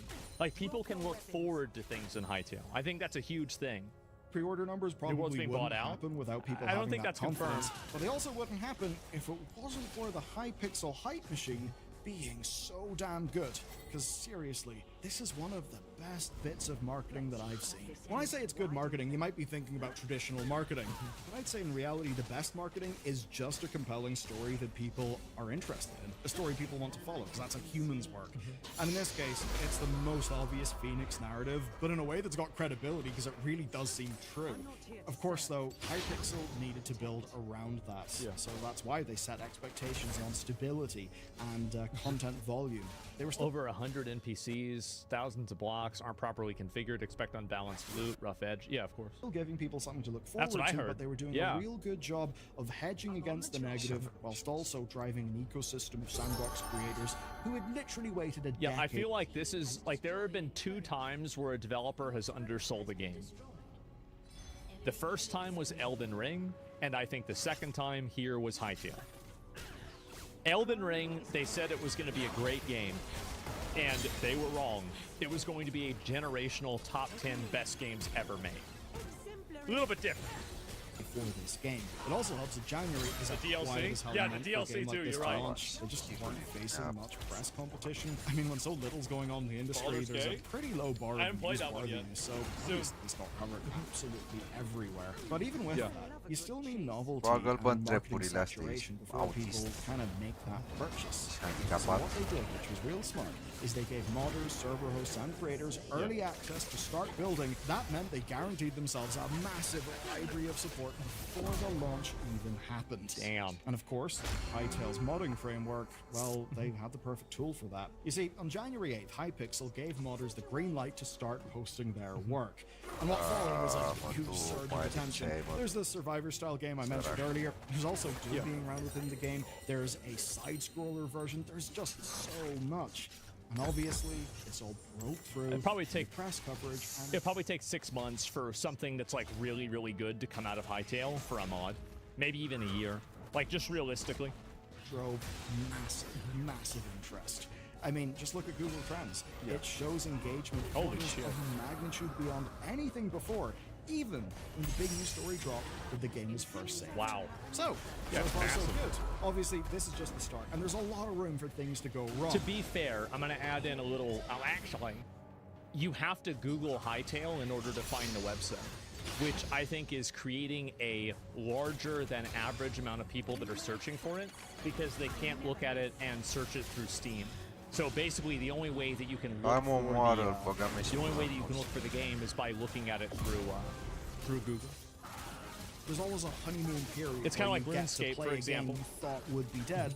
And that honeymoon period does end up ending. Maybe when the progression or the content just feels thin, right? Yeah. That's obviously an issue. There's a lot of criticism over, say, world generation. It's also fair to say it's a game that can look quite ugly in some circumstances, even though, when you look at a big impressive build, or just even a lot of like the vistas in the game, it can look beautiful. It is just a little bit uneven, so there is a lot of work to do. And they're going to have to make design decisions that parts of the community, well, disagree with. There'll be bugs. I think the way that you make design decisions that people disagree with is by you allow people to have creative ability to just change whatever they want in their server. The reason why Minecraft is so good is you can do anything that you want. Like, really, as long as you have the option to do things differently, then that's what really matters. Delays, player expectations about how fast things like, say, the adventure mode shift. Yeah. Because that's not there right now. And there are things teased years ago that may not even come to pass. All those things aside, This Hytale is motherfucker. saved. These things have so much health, it's insane. They're like twice as hard as the next hardest monster in the game. It's fucking ridiculous. Funding is now secured for years of development without strings attached. And that may just be the biggest thing, because sometimes those strings may be getting you a lot of money, I still but haven't they found also one. come with demands. Demands like the So there was one element in the game. So like basically, if you're in the volcanic area, you can start mining down. And if you mine down in like the different areas, I was just doing it to see what happened. You could find like an underground cavern, the same as everything. And then if you keep mining below that, as if you're getting to like the underground volcanic area, you will open up into a gigantic underground rainforest, like fucking prehistoric area with like dinosaurs, like tribal guys, like everything. It's like one of the coolest moments in the game. Whenever I had it happen, I was playing off stream and I felt so bad that like, ah, fuck, I wasn't able to do this on stream. It was insane. Agartha, yeah, it was fucking nuts. Is it on Steam? No, you have to get on their website. sorts of ones that maybe Riot would have applied to the game back when it was supposed to become some sort of cross-platform, multi-billion franchise.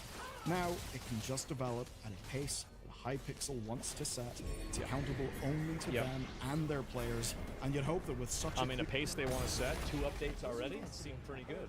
clear job Yeah, and I'm such a happy about healthy war that. chest, they'll actually be able to do that, free from the bullshit. I mean, Simon's even said that as a priority, they want to hire way more artists. I think that'll be good news for people who think the presentation's a little bit uneven. So, it's nice to start the year celebrating about something, especially when not long ago, it seemed no one would ever be able to play this game in any form. And while performance isn't perfect, you don't need a new 50 series card or 64 gigs of RAM to play it, which is a bloody good thing. If you want to know why it's a good thing, well, here's a video about how right now PC building is kind of fucked, and it seems like it'll only get worse. People are buying 2080s nowadays. Oh my god. Yeah, no, I totally agree. I'm very happy to see this, and I think that obviously, like, what's going to continue happening is that, you know, Hytale will continue to become popular. The more popular, like, the more stuff they add, I think it will maintain its popularity. But I think what's really going to drive the popularity more than anything else is if they take it to Steam. Whenever they feel confident enough at the game to take it to Steam, I think that's whenever it's really going to go crazy. So, yeah, Mojang's going to sue for copyright infringement bullshit? No, I mean, think about how many other games have already done something like Minecraft. Like, making things in squares isn't, it's too broad of a concept in order to copyright, so you can't do that at all. And we'll see what's going to happen. Yeah, I'm very, very happy to see this. I think it's great, and I will, I'll probably play it again whenever new content comes out, for sure. I'll have this finished before tea time.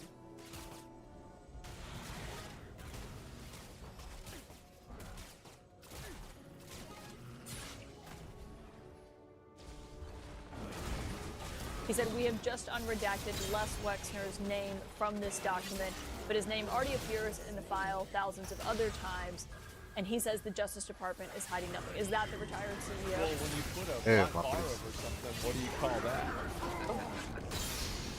That you're referencing? It is. He unredacted it after I found it. That's a problem, and I'm glad they've admitted they made a mistake by redacting that. So a mistake? You're saying it was redacted when you went in there today, and after you tweeted that, they unredacted it? Correct. Now he's got 4 other names he needs to unredact. Did he respond to that? There's a list of 20 people. I could probably say them on the floor of the House, but I'll give the DOJ a chance to do what they did in these 2 examples, where I've discovered something and now they've responded. So basically, he went out, Thomas Massie, who was one of the architects of this bill, went out and straight up said, hey guys, here's what I'm gonna do. If you don't come out and release the names, I'm just gonna say who it is. I'm just straight up gonna say who it is. Ro Khanna already did on Congress 4. Check his YouTube. So does he just name them? Yesterday, Congressman Massie and I went to the Department of Justice to read the unredacted Epstein files. We spent about 2 hours there, and we learned that 70 to 80% of the files are still redacted. In fact, there were 6 wealthy, powerful men that the DOJ hid for no apparent reason. When Congressman Massie and I pointed this out to the Department of Justice, they acknowledged their mistake, and now they have revealed the identity of these 6 powerful men. These men are... Oh, shit! Oh! Salvatore Navora, Zorav Mikoladze, Leopig Leonor, Nicola Caputa, Sultan Ahmed bin Sulayem, CEO of Dubai Ports World. Oh my God! And billionaire businessman Leslie Wexner, who was labeled as a co-conspirator by the FBI. A co-conspirator? Now, my question is, why did it take Thomas Massie and me going to the Justice Department to get these 6 men's identities? It's a mystery. Nobody knows why. And if we found 6 men that they were hiding in 2 hours, imagine how many men they are covering up for in those 3 million files. That's right. But the story gets worse. The reality is that Donald Trump's FBI scrubbed these files in March, long before Thomas Massie and I passed the Epstein Transparency Act. This is why I told you guys happened, and I bet this wasn't the first scrubbing. I just think this might have been the final draft. I bet I think that probably the worst 20 to 30% of the files were destroyed. Now, my bill is clear. The Epstein Transparency Act requires them to unredact those FBI files. Yes. And yet the Justice Department said to me and to Congressman Massie, we just uploaded whatever the FBI sent us. And guess what? That the wasn't what they FBI were supposed to do. Scrubbed files.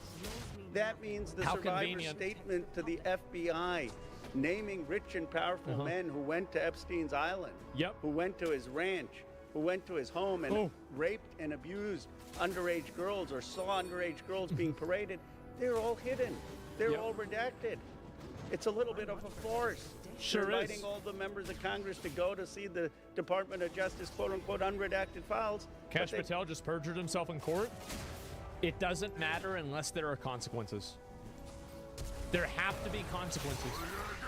If there are no consequences, the law doesn't exist. There have to be consequences.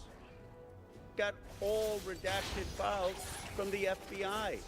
And it's not the fault of the Justice Department attorneys. They were just told upload things that Donald Trump's FBI had already scrubbed. It's a blatant violation of I think that it was scrubbed 3 times, potentially 4 times. I think that it was scrubbed at whenever Epstein was killed, because obviously he died whenever Trump was president. I think that it was scrubbed whenever Democrats got power again in 2021. And I think that it might have also been scrubbed at the end of Biden's presidency with him leaving. And then I think it was scrubbed a 4th time. And I'm making all this up, by the way. And it was scrubbed a 4th time whenever Trump then took office and they planned on releasing the files. I think logically that's what probably happened. the Epstein I'm making this up. Transparency Act, but it also asks a fundamental question. Who are they protecting? Why are they protecting these rich and powerful men, people I call part of the Epstein class?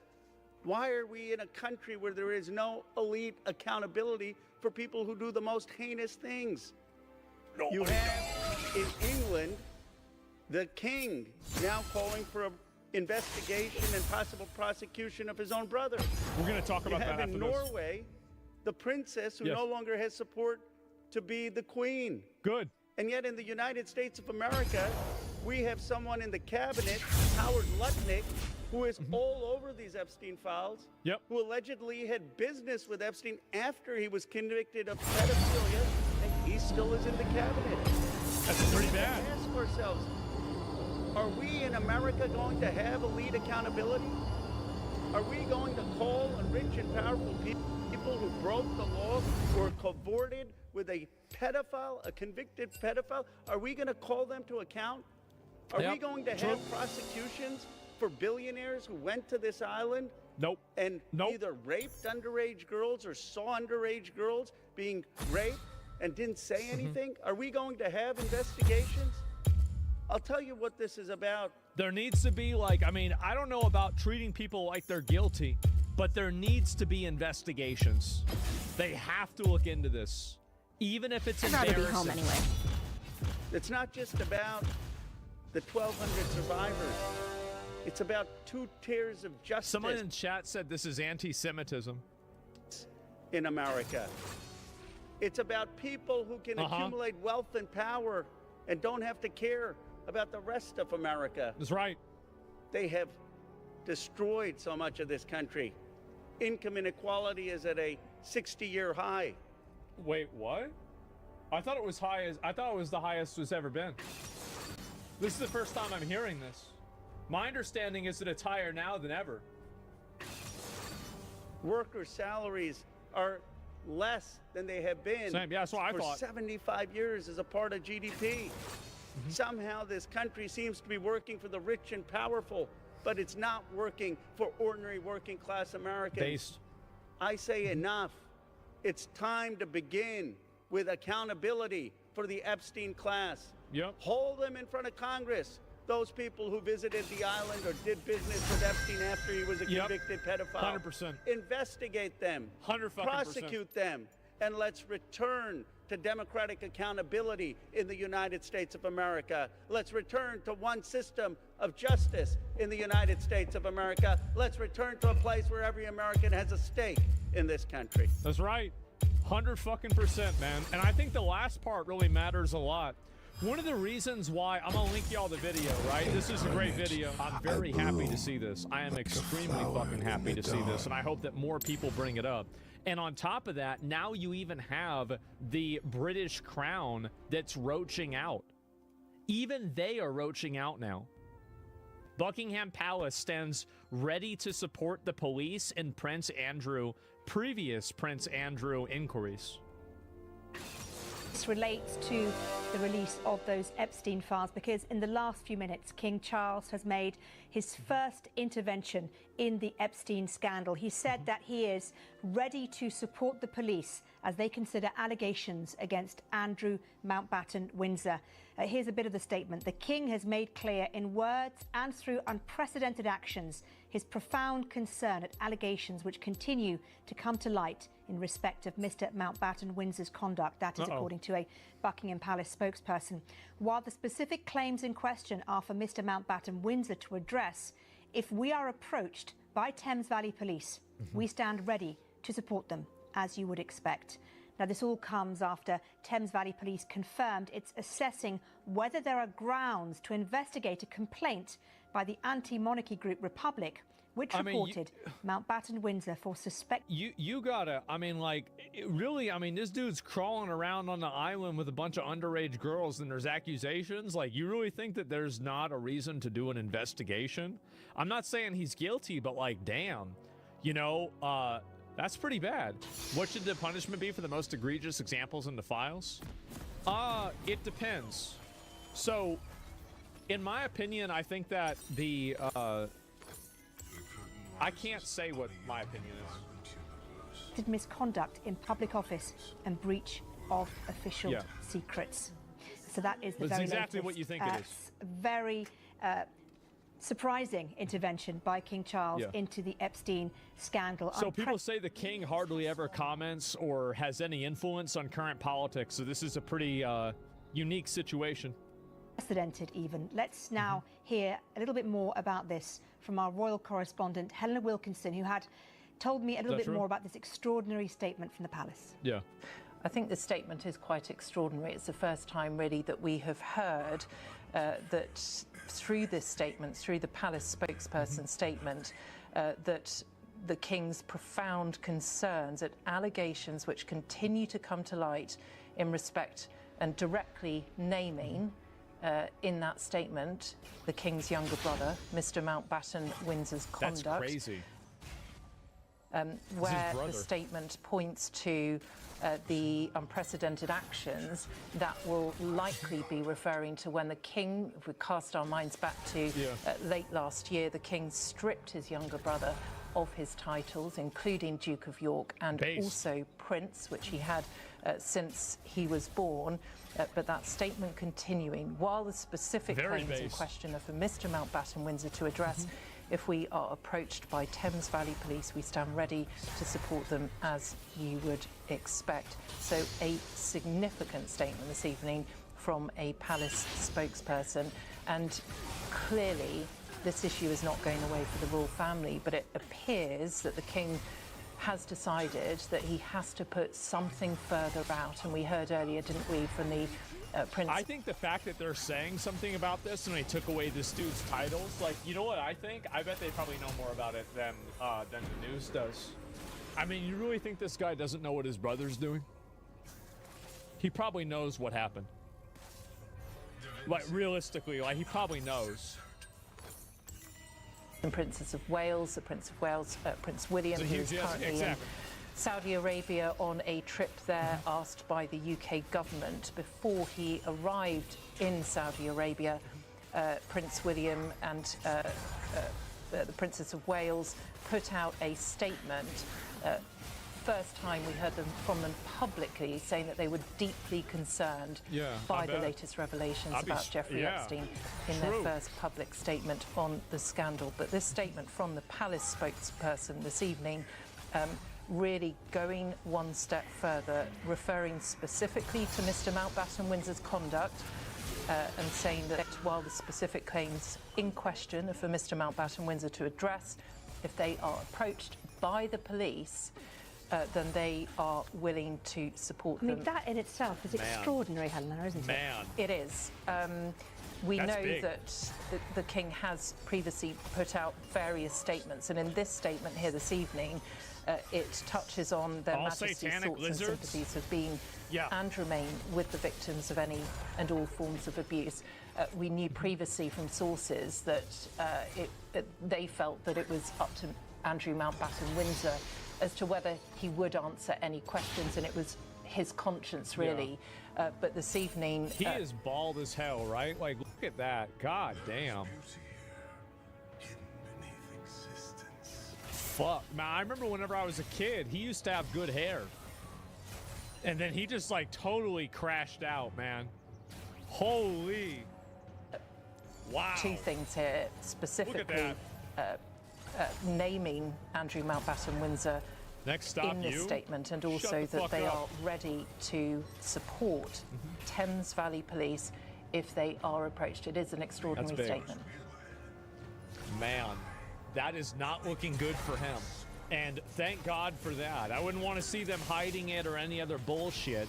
So I'm very happy that apparently something is going on. Things are actually real. Epstein's emails sent by alleged victims. What is this here? Oh my fucking God. The worst Epstein document I've seen. Yeah, some of this is just fucking... Oh, is this a new one? Let me see it. There are a lot of viral mentions about the 11-year-old, 10-year-old people sending these photos to Jeffrey Epstein. There are a lot of viral mentions about the 11-year-old, 10-year-old people sending these photos to Jeffrey Epstein. Yeah. Did you uncover who sent those photos? I looked directly at the emails that have been widely circulated pertaining to the age 11, and I have it written down on my notes, the permission to kill email. Yeah, that's a pretty bad one. Snow White, the littlest girl was naughty, etc., and those ones were directly sent by alleged victims. Wow. So the most disturbing and darkest and sickest emails were sent by women to Jeffrey. Yeah, and some of them pertaining to, jerky, whatever that is. Yeah.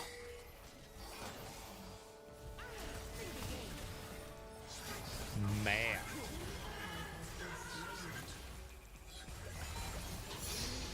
Man.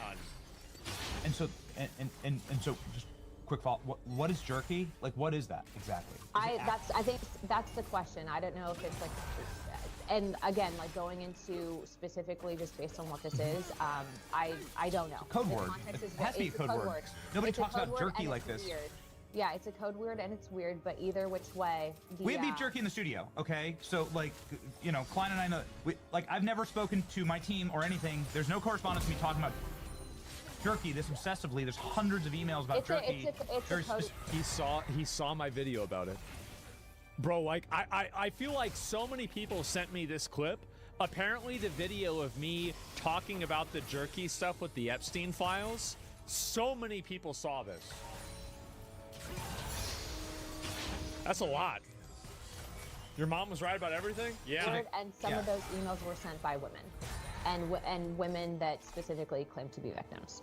So you're saying that these victims are being groomed into there's becoming evidence. traffickers themselves? There's evidence. Of course. Duh. No shit. Evidence of that. Yes, I'm not saying all of them. So they're not actually victims. They're not. Well, they're victims, and they're also they're. This is what happens, right? Is somebody begins as a victim, and they get molested, fucked with, and everything. It short circuits their brain, and you even have. I mean, there's like a psychology thing. This is not a one-to-one, but it's a similarity of Stockholm syndrome. There's even a terminology for talking about this phenomenon. It's not like this is some kind of crazy thing nobody's thought of. Well, victims I think that there are some that are actual victims, but I also think that at a certain point, if you, depending on the severity of they're both victims and also perpetrators. It's not. This isn't simple. What you're doing, I think that there's a gray area, and then you become a co-conspirator. Yeah, exactly.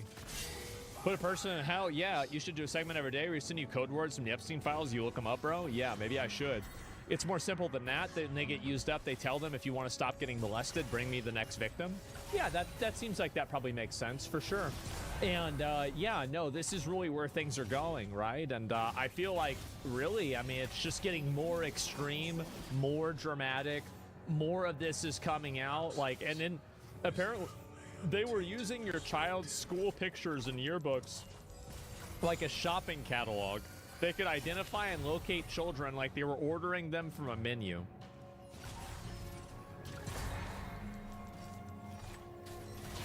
Oh boy. Oh boy. Oh boy. That is crazy. I don't even, that's me shook. I mean, what the hell do you expect they doing? Like, this is 100% this is what they doing. Absolutely. And so, no, it's even probably going to get worse, too. And this is the guy. Billionaire Les Wexner, founder of Victoria's Secret, is now unredacted as a co-conspirator. He gave Epstein power of attorney and a Manhattan mansion. Wait a minute. So this guy gave Jeffrey Epstein a Manhattan mansion? Well, why would he do that? That seems a little bit like, that's weird. Why would somebody just give away a mansion like that? Wow. What are the odds of that? Do you think Wayfair was actually in on it? I don't think they were in on it, but they were probably used as a tool for it. Yeah. So this is just more. And then also keep in mind, apparently, this is what's so fucking insane. I did not expect this to happen. Is that a lot of people are now finding out that Trump was one of the first people who fucking was a whistleblower on Jeffrey Epstein.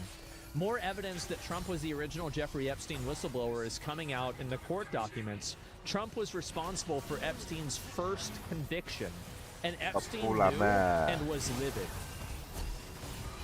Oh my God. So you remember whenever this came out? It's a terrible, unspeakable evil. He believed that himself. When he first heard the rumor, he kicked him out of Mar-a-Lago. He's not saying that what Epstein did is a hoax. It's a terrible, unspeakable evil. He believes that himself. When he first heard the rumor, he kicked him out of Mar-a-Lago. He was an FBI informant to try to take this stuff down.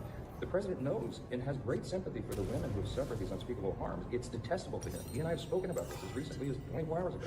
The only thing that I can say about President Trump is that he is the only person who, in 2009, when I served a lot of subpoenas on a lot of people, or at least gave notice to some pretty connected people that I wanted to talk to them, he is the only person who picked up the phone and said, let's just talk. I'll give you as much time as you want. I'll tell you what you need to know.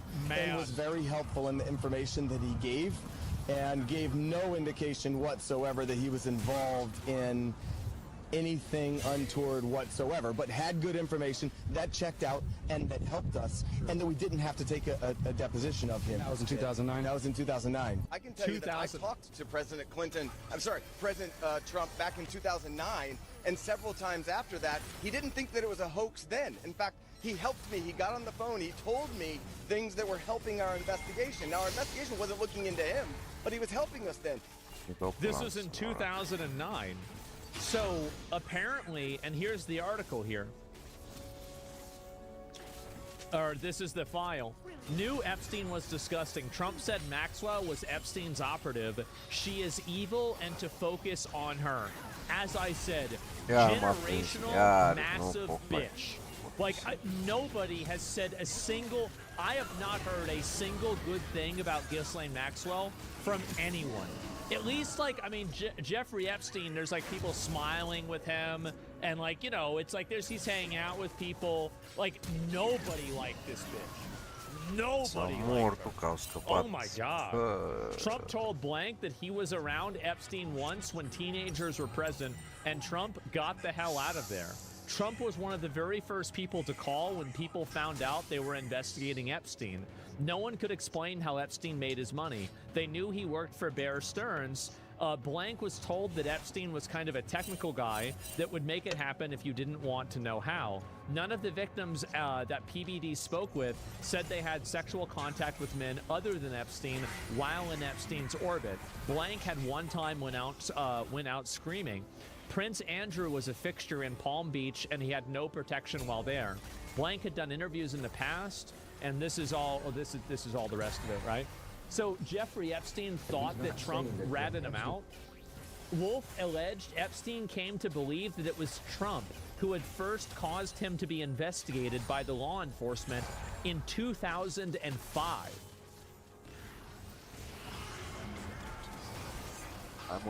documents.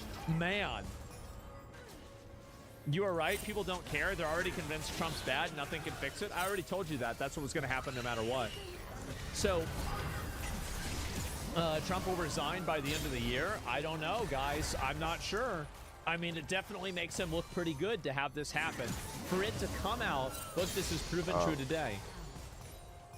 He's not saying that what Epstein did is a Yeah, President Trump was an FBI informant in order to take down Epstein. It looks like this is proven true today from the release of the Epstein documents. Oh my God.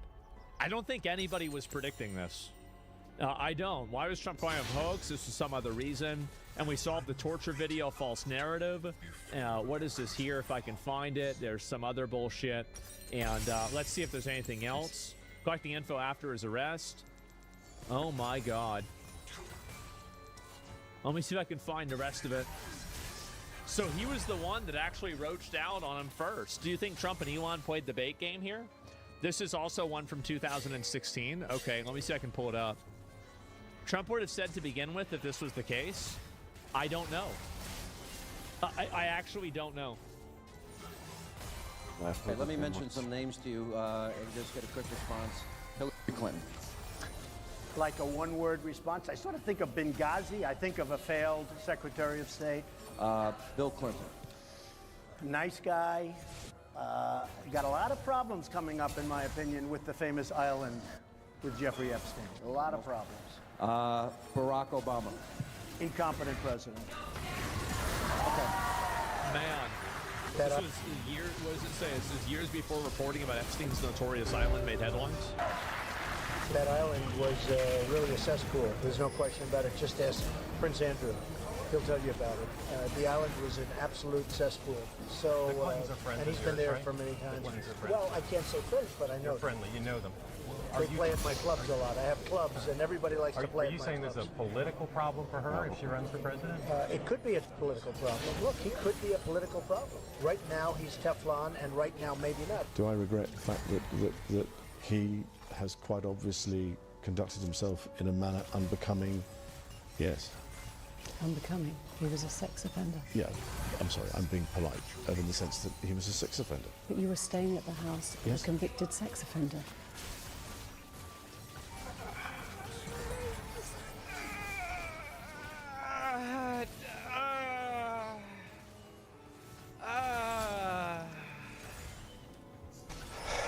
It was a convenient place to stay.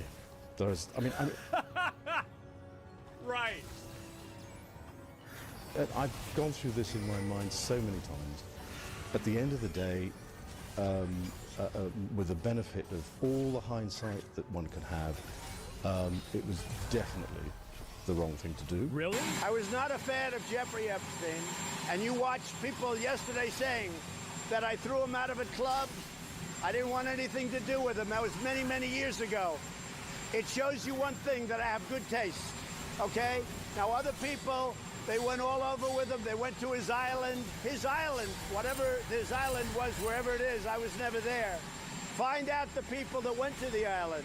I threw him out. In fact... So he said it even then. I think the great James Patterson, who's a member of Mar-a-Lago, made a statement yesterday that many years ago I threw him out. I'm not a fan of Jeffrey Epstein. Okay, anybody else? Jeffrey Epstein is a terrific guy. Well, I knew him like everybody in Palm Beach knew him. I mean, people in Palm Beach knew him. He was a fixture in Palm Beach. I had a falling out with him a long time ago. I don't think I've spoken to him for 15 years. I wasn't a fan. I was not, a long time ago. I'd say maybe 15 years. I was not a fan of his. That I can tell you. I was not a fan of his. Ghislaine Maxwell facing day 2 of her sex trafficking trial here in New York. The jury hearing testimony today from 2 witnesses, including one of Maxwell's accusers and the former personal pilot. I've seen some of these clips. I haven't seen this one. To Jeffrey Epstein. The big moment in the court, Stephen Laurie, today was when the government called the first of 4 accusers against Maxwell. The professional actress going testifying by a student named Jane in court. She said that she was 14 when Maxwell and Epstein first abused her. Jane said that told the jury that Epstein and Maxwell first approached her in the summer of 1994 when she was at a performing arts camp in Michigan between her 7th and 8th grade years. The prosecutor's questions and Jane's answers painted a picture of Maxwell and Epstein targeting a vulnerable middle schooler whose father's death 9 months earlier left her family broke and homeless, her mother distant and depressed, and her own dreams in doubt. Earlier in the day, Epstein's longtime private pilot gave the jury detailed descriptions of Maxwell's and Epstein's various homes, as well as Epstein's 3 planes he owned. But the pilot also said he never saw any female he thought was under the age of 20 on a plane without a parent, instead describing the 14-year-old Jane as a, quote, mature woman with piercing powder blue eyes. Wow. So anyway, holy fucking shit. This is insane. I don't know what to think, right? I mean, I don't think anybody really predicted that, you know, people are going to be talking about this in this way.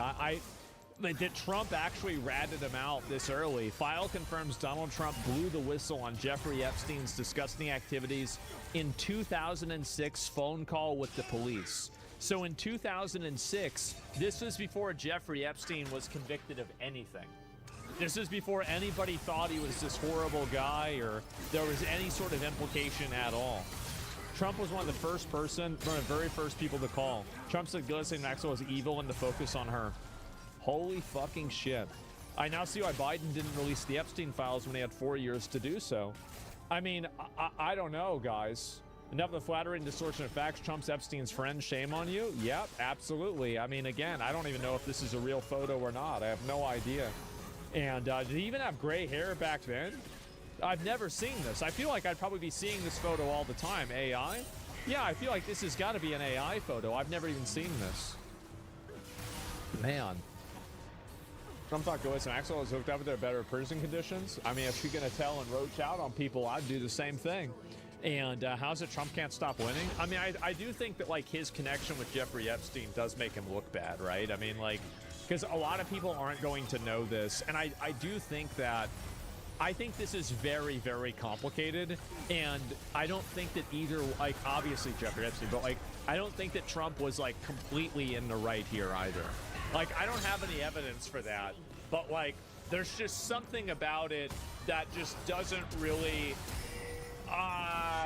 you know what I mean? Like, there's something about it. I'm not all the way there yet, right?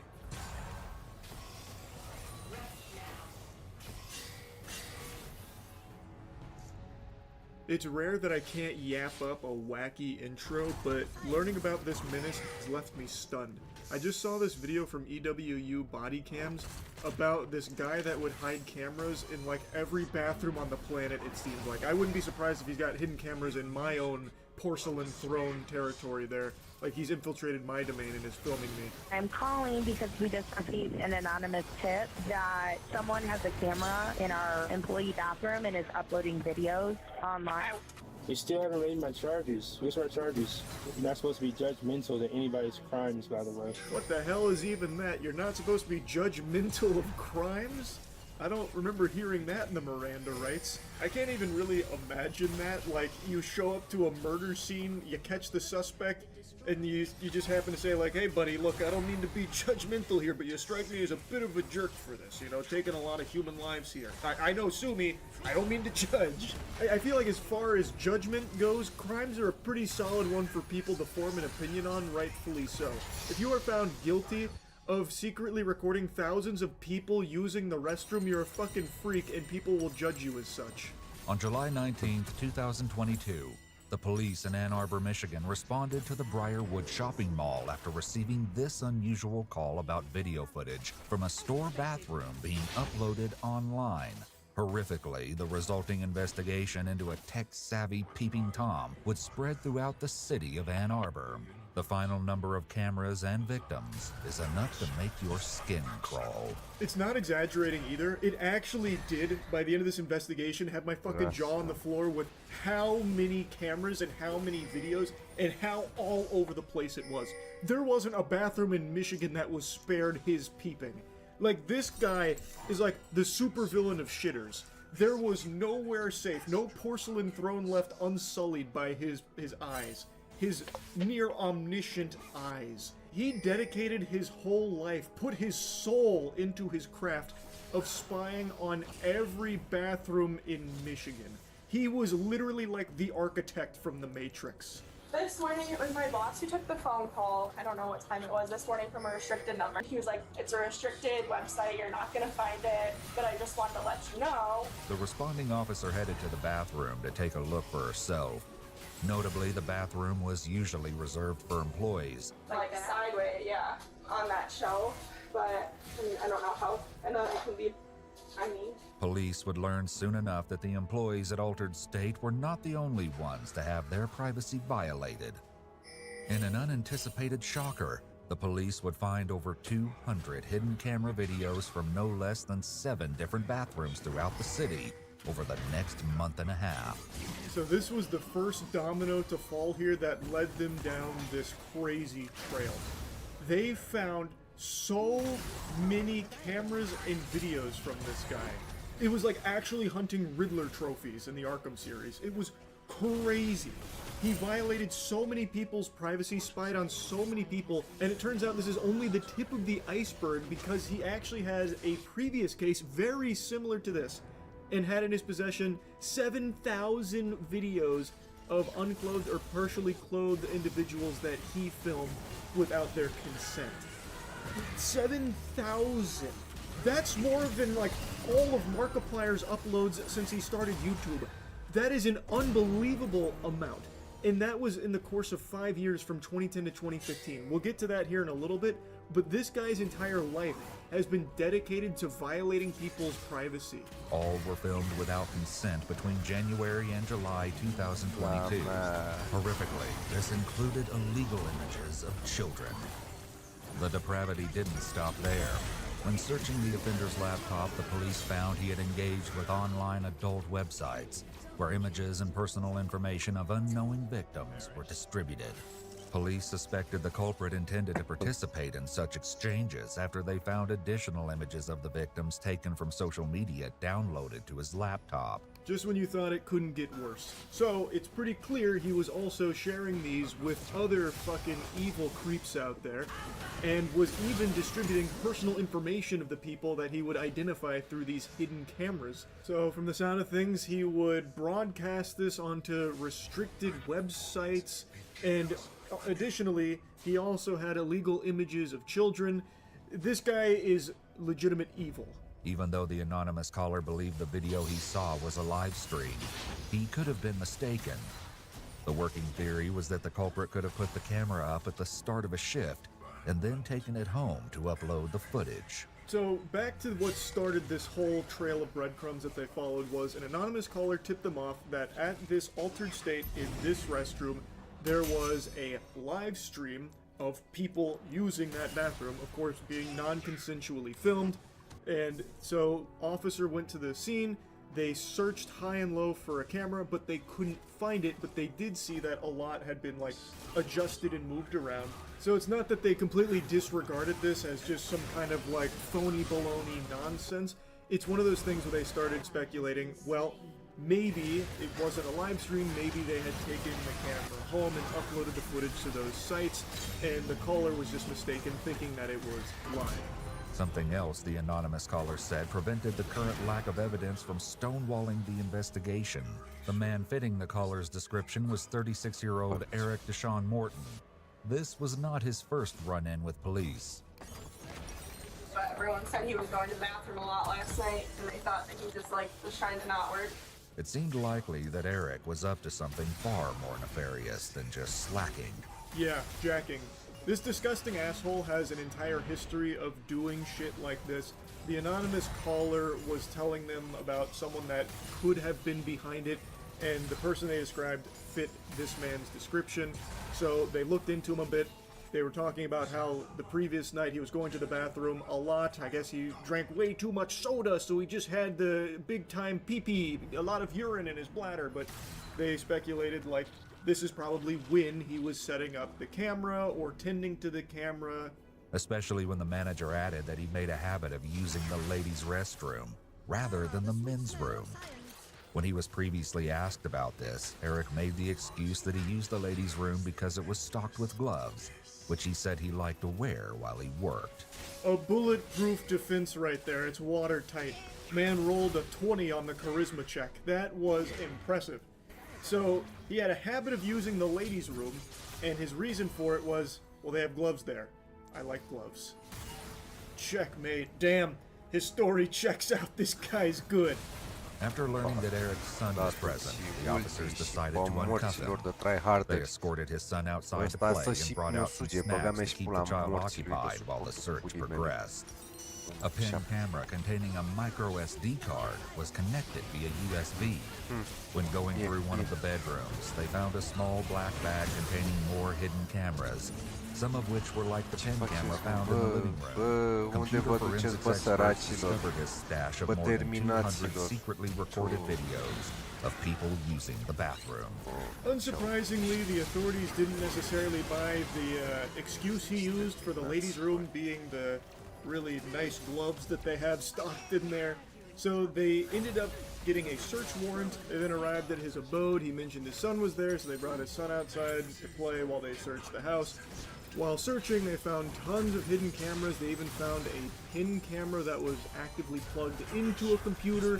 So you had all these like Mission Impossible doodads and gadgets, all of which used for surveillance, hidden surveillance. And they confiscated some packages and a lot of this for evidence, and then eventually the forensics experts found his stash, which was 200 videos of people using the bathroom. Which, you know, maybe there's a perfectly valid explanation. Maybe he was just checking to make sure they weren't doing back-to-front wiping, because, you know, that in and of itself is a sin. Maybe he was just looking out for people's well-being, ensuring proper wiping technique, you know. Maybe there's a perfectly justifiable excuse that he was secretly recording all of these people. Authorities got an arrest warrant. They went to his other job at a hotel and arrested him there, which surprisingly was not his first run-in with the authorities. In fact, in 2015, he was arrested for very similar things. He'd previously been arrested back in 2015, coincidentally by some of the same officers. In May 2015, Eric was arrested after a woman caught him filming her through a peephole while she used a porta potty. Further investigation revealed more of Eric's disturbing behavior. He tried to film a stranger through a porta potty peephole. I didn't even know porta potties had peepholes. I'm assuming he custom built that himself, fucking threw a glory hole in there and used it to film people. Or maybe he like built his own like sound stage that looked like a porta potty so he could film people. I don't know. It's fucking crazy though. The lunacy knows no bounds. And he would actually proudly post about shit on Twitter too. So like they bring up tweets here. Like the first one they show about him cleaning out his phone, and then he has the gall to say "in Jesus' name." In 2022, Eric was confronted by a coworker who found a camera disguised as a phone charger in the women's restroom. It was plugged in and facing the toilet. Eric insisted it was a regular phone charger and fled with the device. Unsurprisingly, he was fired from his job. I'm assuming this footage they're showing comes from his Twitter, or maybe like he had a TikTok account where he's doing this loser shit like Naruto running while doing a 360. I have no idea. But it is unbelievable the links he would go to for this depravity. So he had a hidden camera phone charger, like this fucking crazy like spy gadget that he plugged into a wall outlet in the bathroom and had face the toilet. Like, you can't trust any household objects in Michigan while this guy was on the loose. I didn't realize technology reached the point where we could disguise phone chargers as hidden cameras. So good on the astute observer that happened to pick up on that and then confronted him about it, which of course he denied, and then he snatched it away and Naruto ran off into the distance. But like, it's just crazy. Like, there was nothing sacred in bathrooms across Michigan. You think that that's a skid mark in the toilet from a previous poop? Nope. Actually a hidden camera from Eric. You think your parents are actually your parents? Nope. Actually DARPA drones that Eric designed for the sole purpose of trying to convince you to go to the bathroom so they could spy on you for Eric's hard drive. Like, it's unbelievable how many cameras he was setting up in bathrooms across the entire area. The case escalated to a whole new level when the police found an appalling 7,000 videos of unclothed or partially clothed people in Eric's possession. Some had even been recorded in a private residence. They also found images taken up women's skirts, which suggested he had a camera device attached to his shoe. This particular unpleasant collection dated all the way back to 2010. 7,000 videos. And also, turns out he was a notorious upskirt pervert creep. He put a camera on his shoes so he could take those pictures. And I'm guessing by that tweet would even post it on Twitter. Like, he would publicly post the upskirts, it seems. Or at least some of them. What? Also, it turns out he was arrested in 2006, but that one had actually been scrubbed from the records. That shit was like the cloning planet from Star Wars. Like, it had just been removed from the archives because of a program to try and help young first-time offenders or something like that. Anyway, he posted his $100,000 bail. He did get picked up again later. Turns out him getting arrested didn't mean shit to him. In fact, through some of what they recovered, they were able to actually figure out the timing of a good chunk of it, and some of it he had recorded after being discharged the same day. So he just kind of viewed getting arrested as like a nuisance. It wasn't actually a deterrent or anything for him. It was just kind of like a bump in the road, like he hit a pothole. So now all of a sudden he would have less videos that day, but he still went right back to it the second he had the ability to. It's fucking nuts.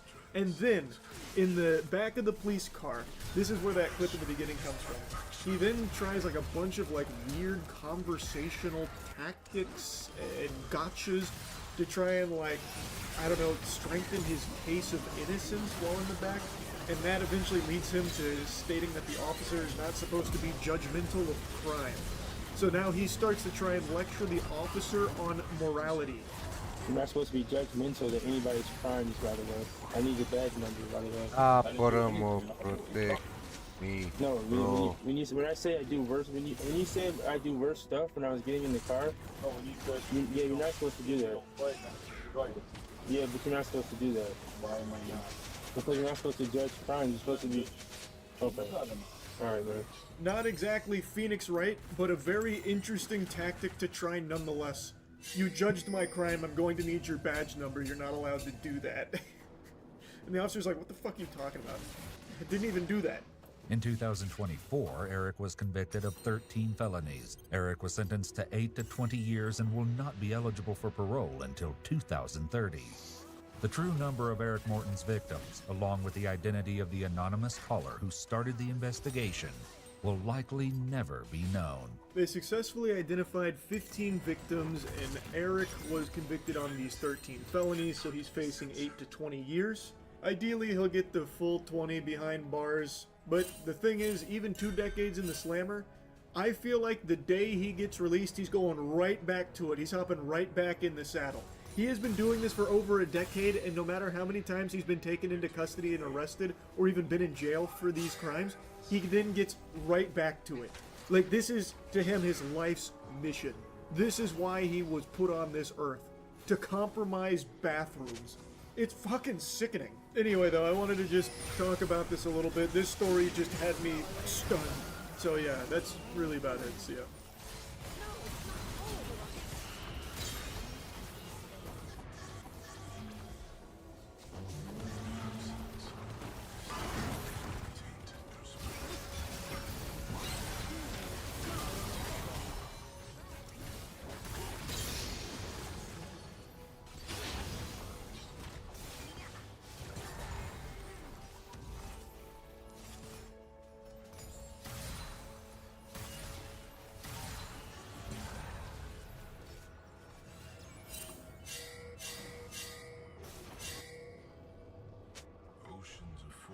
A couple days ago, I made a video goofing around while covering the body cam footage that showed an officer being arrested after walking around flashing his badge at strangers in public.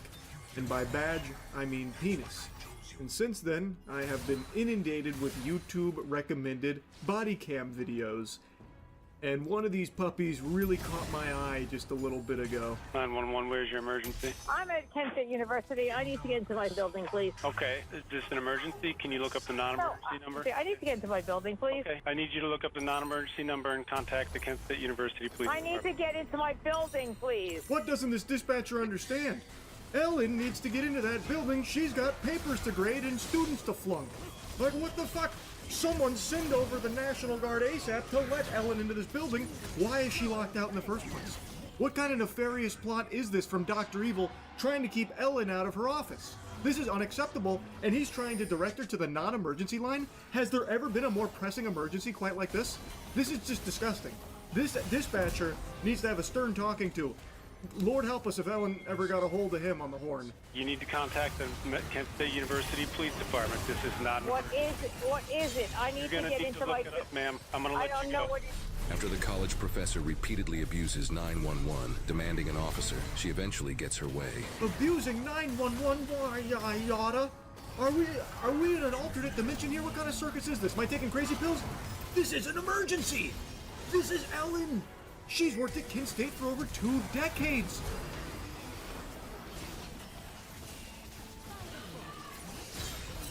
Hello? She's not able to access this building! Get the police over there lickety-split to let her the fuck in! Do you not know what position she holds at Kent State? I'm the school director of the School of Health Sciences. Gotcha. I'll show you my driver's license, which is in the car. Can you get me into the building, please, so I can go pee? Sure. Do you have anything to drink today? I had a drink. You had a drink? A drink. Okay. Because I can smell a little bit of alcohol on you. can smell a little bit of alcohol. That's fine. You can. Okay. Is that a problem, officer? What's the crime? What's the charge? Enjoying a drink? A succulent after-hours beverage? For the Kent State Health School Director, Prime Minister, Turbo Ruler Empress? I had a drink in my colleague's office. That's fine. In your colleague's office? Where was that at? In the annex. Okay. How'd you get over here? You walked over here? Okay. I'd like to give you a couple tests just to make sure you're good to go because I don't want you driving if you've been drinking. Sir, I'm fine. Okay. Well, I can smell it on you and you're not able to use a card to swipe into the door. So it's Sir, a little... this is not working. This is not working. Can I go pee, please? Well, here's what I'm saying. You're trying to swipe 2 cards at the same time, which kind of shows me that you're lacking some motor functions. Yeah, well, you're lacking manners. How about that? Put that in your pipe and smoke it. This is Ellen. She has worked at Kent State for over 2 decades. She is the Kent State Health Director, Health Rock and Roll Specialist or something. Yeah, maybe she was relentlessly calling 911 all because she couldn't quite figure out how to scan her card because she was a little too hammered. Who hasn't been there, huh? We've all been there. That door's tricky. That could fool even the most sober of us. All of us would be scanning 2 cards even without alcohol. I'm sure it's a mistake that happens often. And she just, given her position of power, perhaps a bit of entitlement. Like, hey, I'm gonna need to start using police resources here to get this door open for me. It's fucking absurd, man. I gotta drop the sarcasm. So she's had a little bit to drink apparently, and she's trying to scan 2 cards at the same time, which is obviously not working. The door's not opening. So then she immediately resorts to calling 911 numerous times here as if it's an actual emergency, diverting resources away from what could legitimately be real possible emergencies out there that now have to deal with this shit. It is a little wacky. I'll tell you what, Ellen, not great. I wouldn't want you to... Can I go pee? Can I pee first, please? Yeah, here, I'll let you in to pee real quick and then we'll talk, okay? Do you have someone you could call? My husband. Okay. Do you want to go pee first and start working on calling him? No, I don't. This is not okay. What's not okay? That you're gonna call my husband. No, you're going to call him. I'm fine. I don't think you're okay to drive. I think I'm okay to drive. I have a Tesla. Checkmate, she has a Tesla. She can be extremely drunk and the car will get her home, no worries. What's the big deal? She has to pee. This officer just must not know who she is. This is Ellen. She's the health director. If she says she's okay to drive, she's okay to drive. She's the health director. She directs health, for crying out loud. Come on, she knows health better than all of us here. And if she just needs to tinkle a little bit, then hop in the old Tesla and get herself home while being, I guess, a little too inebriated to figure out how to open a door that I imagine she's opened thousands of times in the past, then we just need to forget about it and trust her better judgment. Sir, I'm going to call your captain in a minute. That's fine. You're not going to drive out of here. You're not going to be okay. Is there a bathroom back here you're using? I'm sorry? Is there a bathroom in this office you're using? I'm going to go over there. I'm the school director of the School of Health Sciences, and I'm going to be okay. Okay. I'm fine. Okay. I just need you to call somebody for me before I go. I'll be fine. She's 2-4. Okay. So she said she walked here though? So it doesn't seem like it's an emergency here. She doesn't need to hit the urination station urgently. She takes a small detour here to complete a side quest where she takes off the cap and gown in her office, and then also just stays in the office for quite a while, to the point where the officers were concerned she crawled out the window to get to her vehicle and drive home. So then they go around the outside to check if she's still there, and they're about to get a big surprise. No, to the parking lot that way. Yeah, she's trying to swipe like 2 cards at the same time to get in. No, you're not driving. No. Okay. Well, I mean, unless she's calling up a window. I mean, the window, there's definitely windows right there.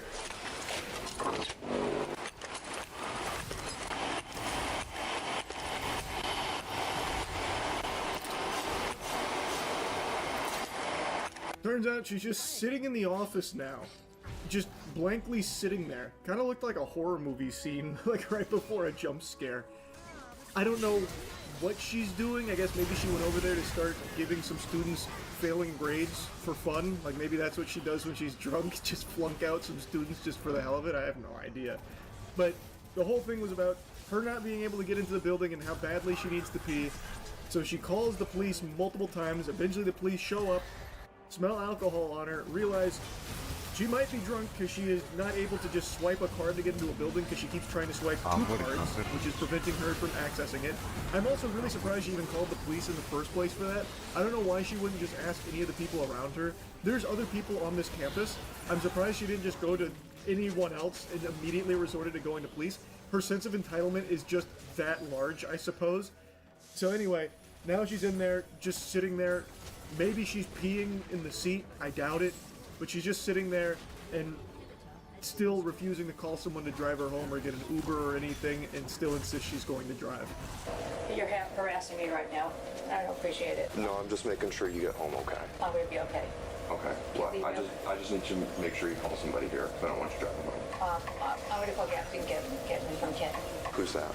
The captain of Kent, if you don't leave me alone. What's his name? Captain Getman of Kent.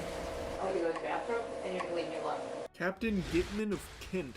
Sounds like the name of a character from Game of Thrones. Seems like the officers don't know who that is. I don't know if that's actually their captain or not, but apparently she's got a direct line to him. So, I guess, be ready. I'm missing a vest card that's out there. It fell down out there? Yeah. He's going to leave me alone, and I'm going to go home and go pee, and you're going to leave me alone. Okay, but you're not going to drive. I'm going to drive home. Okay, ma'am, you're not going to drive. I'm driving home, and you're going to leave me alone. I'm fine, and you're going to leave. I have water in my car. I'm fine. I don't care if you have water in your car. If she's not actually drunk, then it's just a pretty impressive aggression and sense of entitlement. Like, even the officers kind of chalk it up to her, you know, under the influence. But if she actually is just sober, man, what a bad attitude. Like, she seems very miserable to be around. And also, this is entirely of her own doing. She called the cops multiple times to try and get them out there. They showed up exactly like she was asking for. So, like, she brought all of it on herself. No, you're going to leave me alone. My husband just had surgery, and I'm driving. Okay. Home. Sir, you're going to leave me alone? Do you want me to take a breathalyzer? I'll do that. Nope, don't have one. What? I don't have one. Sir, you're going to leave me alone? Sure, photo. I'm fine.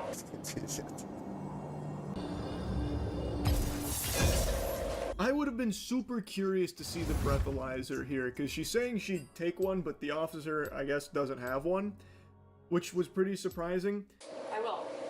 I work. I have work. You can leave me alone. Look, I could not get in the building because you locked my building. We didn't lock the building. It locks automatically. Okay. So we did you a service by letting you in here. Okay, I could have driven home with my cap and gown. So can I go pee, please? Because I never told you you couldn't. Go ahead.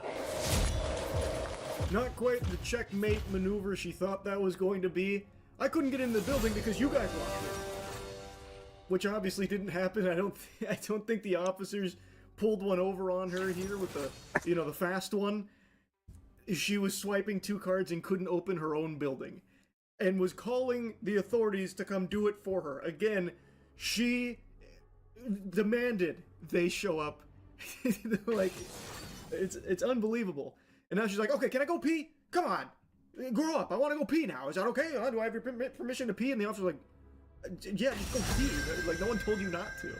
Like, she's been in here for a while now and has still not peed like she said she really needed to do at the very beginning. Like, it's... I don't know, it does feel like maybe she drank a little too much, even though she likes to claim she's not drunk. Jesus Christ. I've worked here for 28 years. I understand. So can you give me my other card back? I don't have your other card. I'm not intoxicated. Well, I think you are. I'm glad you think I am, but I'm not. And you can have your day. Thank you very much. Okay. Can you call somebody for me? Sure, I will. Can you do that right now? I will. In my car. Now we're starting to get into the big stalemate territory. The officers are getting, like, really annoyed here, just saying, please call someone. We cannot let you drive that vehicle while we believe you're intoxicated. And based on all the evidence here, like this interaction, she does appear to be intoxicated. She did mention drinking earlier. She claims it was just a drink. It does seem a little different. So, like, I think it's a pretty reasonable request to just say, like, can you just call someone, get an Uber, just fucking something, because drunk driving is bad. It's a terrible thing. But she continues to refuse it, and she gets more and more heated about all of it, and as you can probably imagine, it doesn't exactly go swimmingly. Ma'am, listen, you've been here a long time. Please don't tarnish your own reputation by doing this, because we are going to arrest you if you try to leave here and drive your car. I promise. Like, you're going to be arrested, and that is not what we want to do. So my husband is home. Okay, you said he just had surgery and he can't drive, right? I'll call Captain Gitman right now. There's no Captain Gitman. He's here at my phone. Okay, well, call. Go ahead. There's no Captain Gitman that works for Ken. He works for Kent City. No, he doesn't. Bye. Have a good day. Well, I'll explain it all you.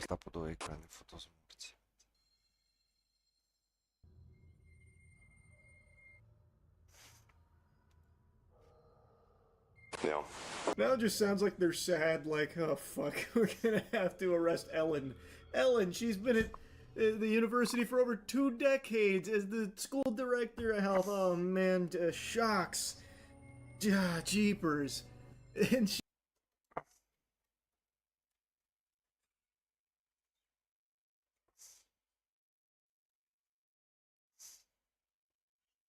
Maybe there is a Captain Gitman that exists there in her phone? But, like, what is he gonna do? Like, no, you boys, listen. She's got my permission to drunk drive home. Stand down. Like...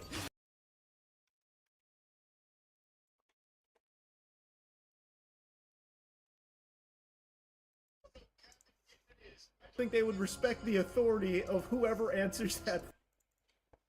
It is what it is at this point. Kent City Police Officer. He reports to you.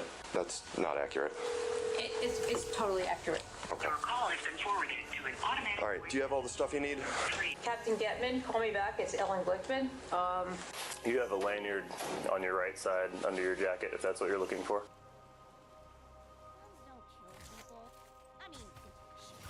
Then they kill everything.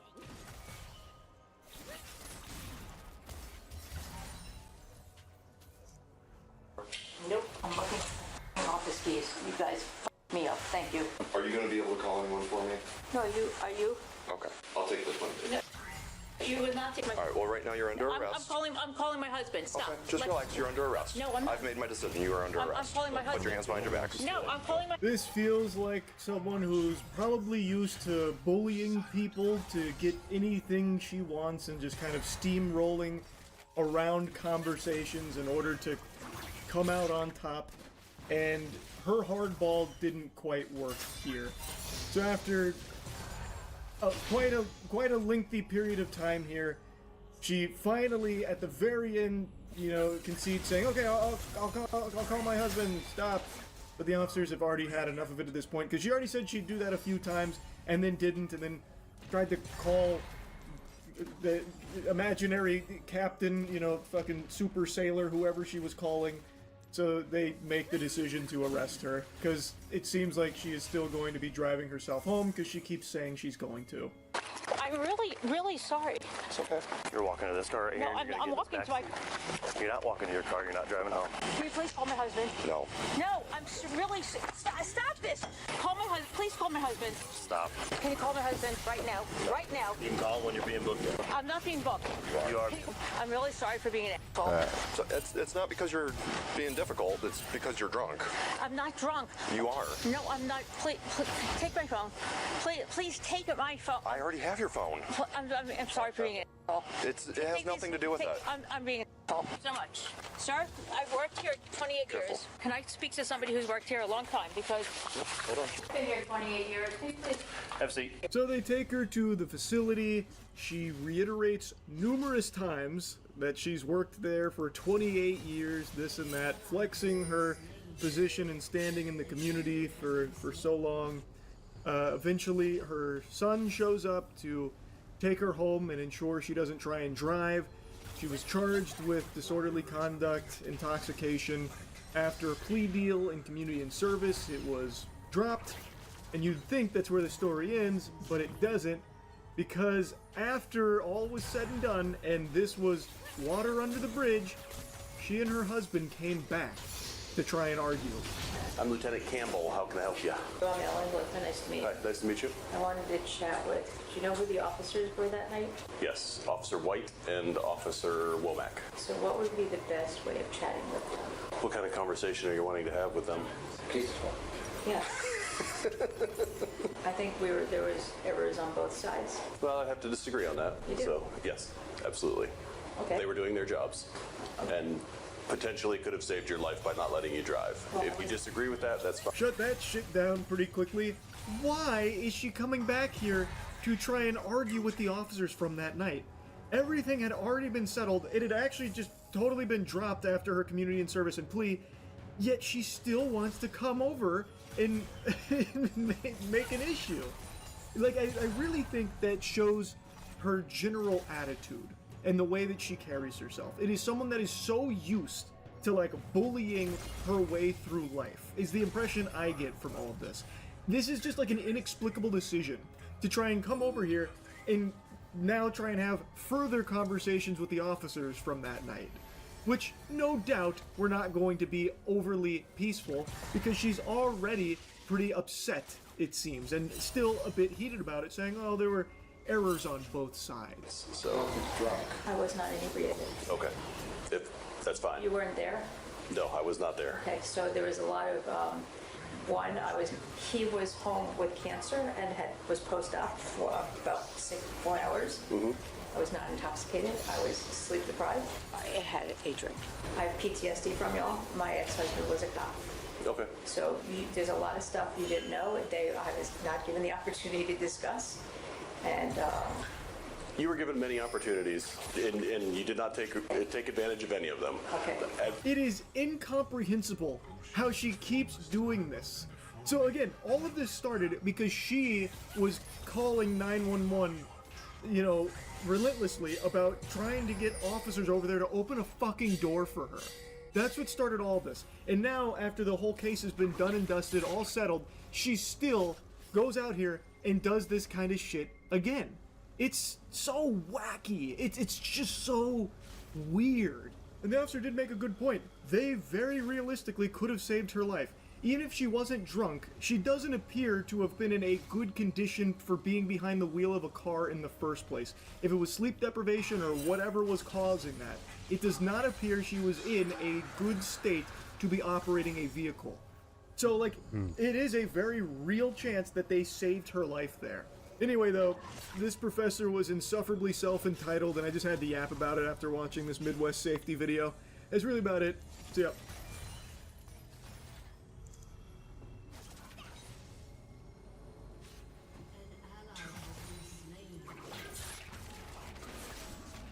Have you ever seen a senator burglarizing her stepmother in the middle of the night, getting caught in the act, then arrested, then losing her position while facing felony burglary charges? Well, you're about to.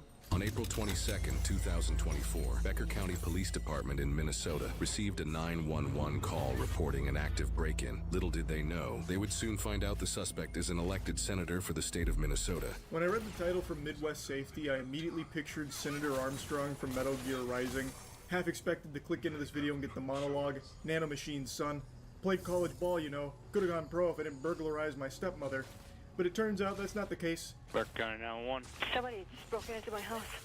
Oh, They just ran down into my basement. Did you get a look at him at all? No, it was completely dark. I tripped over him. He was on the floor next to my bed. He ran downstairs into my basement.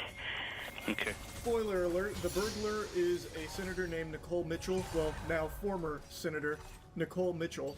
And she, I think, holds the title of the most incompetent burglar in human history. This is some shit out of Home Alone. This is the not-so-wet bandit here. I don't know what the thought process was. So apparently she was like hiding under or near her stepmother's bed, and her stepmother tripped over her, which is how she was alerted to her presence. And then she just like fucking pitter-patters her way to the basement to try and flee. So then the stepmother's like, what the fuck? What in tarnation? Calls the police, and she's like more confused than anything. Like, yeah, there's a burglar here. I tripped over him. He was like under my bed. I don't know if it was like a panty raid or what, but like they were under my bed, so I tripped over him. Would really love if he came and arrested them. They ran into my basement, I think. I have a little steak knife in my hand right now. Steak knife? Okay. All right. I don't know where they could have. I don't see any. She's clearly very frightened, like anyone would be in this situation. She's grabbed a steak knife to protect herself if things go south. I imagine she'd bust out some fucking Leon-esque Kennedy level moves if, you know, the situation called for it, but luckily the police got there in a pretty timely fashion, it seems, because when they arrive, the burglar is still there. Police department, make yourself known. 37 back there. Sounds like he's trying to get outside of the back to the north of the house.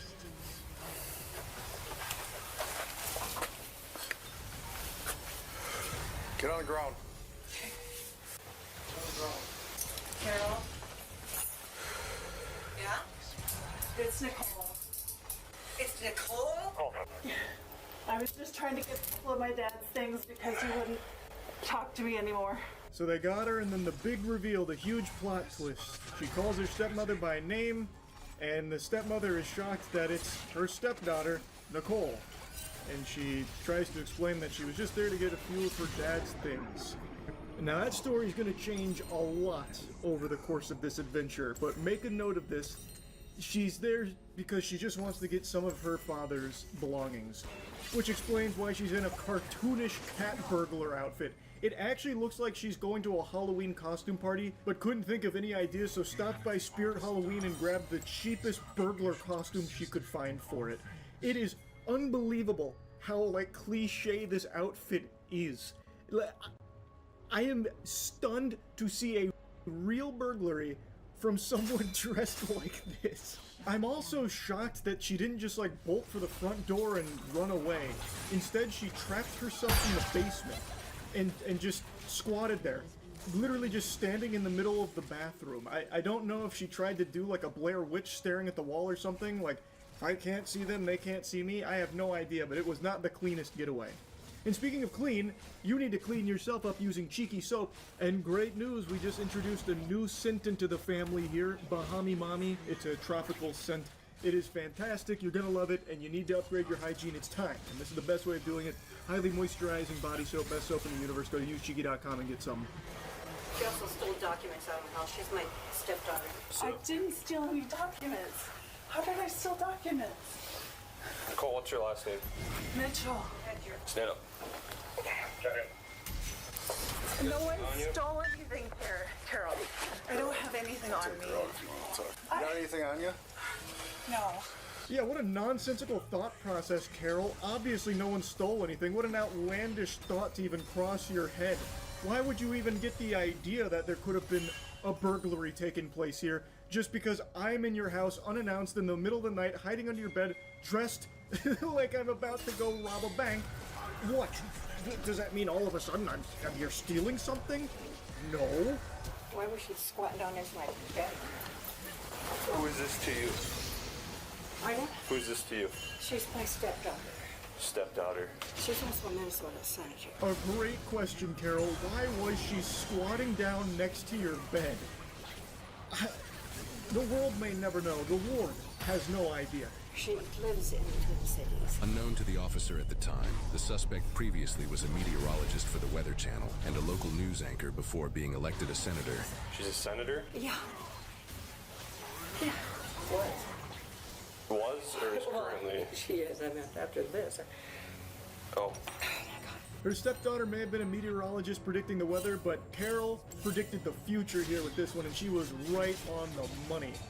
It is past tense. Nicole was a senator, but after this burglary, she is no longer and is facing some super serious charges. My husband passed away, just her father. And the day after he died, her aunt came here and they walked out with all these, it was two. Okay. They were walking out the door with all these forms and I ran out there. I said, what are you guys doing? Nancy said, we're just trying to help you, just trying to figure out where you are financially. No, it's a... So here's where breadcrumbs start to connect a little bit. Carol mentions that Nicole is very close to one of her aunts, and after her husband passed away, they came and took some documents from this house while saying that they're just making sure she's doing everything, you know, correct when it comes to finances. Which, that smells a little fishy. There's something stinky afoot there, and now all of a sudden Nicole is back unannounced in the middle of the night, dressed like a fucking thief class in an MMO. My dad died last year. She's paranoid. Well, now she's really paranoid. But, Has she done this before? Not that, but she's insisted that my son should get nothing. She should get everything. All that stuff. Where'd she come in at? Get into my You know? I don't have a clue. when everyone tried to help her right after the funeral, She's not trying to help me. She's trying to get money. she kept... I can show you my bank account. Let's go upstairs. So this is Nicole Mitchell's strategy. This is her go-to play here to try and weasel her way out of the trouble she's in. The crux of her argument for why she's there is that her stepmother is paranoid, and she's been mentally declining, and she's senile, doesn't understand things, so she's, you know, talking all crazy, all that paranoia. But Carol, I think, seems pretty sharp here in recognizing that Nicole is probably there for financial reasons again, because it seems like that's something that's happened in the past, granted not to this level. And Nicole just keeps harping on like, no, she's just paranoid. As Nicole is literally dressed like a fucking burglar out of a Saturday morning cartoon in her house in the middle of the night looking to steal shit. I don't think that's paranoia. Paranoia indicates that there's some level of like delusion or like disconnect from reality. Carol is very grounded in reality. Nicole Mitchell is off in like fucking goober space. Yep, there he is. That window? Over here. Yep. Okay. This is her bag? That's me. Yeah, stuck in the window. I'm just hoping this mistake won't completely go away. I know I did something bad. After the funeral, my aunt tried to help her. She thinks they stole from her when they were just trying to get her affairs in order. Okay. She was progressively cut off the family. They find a backpack half pushed through the window. They eventually find 2 laptops in that bag, which coincidentally turns out Carol is missing 2 laptops. But we'll get to Nicole's excuse for that in a moment. She denies that the 2 laptops are Carol's. And now while talking to Nicole, she once again tries to harp on like, oh, she's just like unreasonable and she's just real out of it. She's gone loopy. She thinks everyone's out to get her, and so she's progressively cut off the family. To be honest with you, Nicole, I can see why she would progressively cut off the family here, considering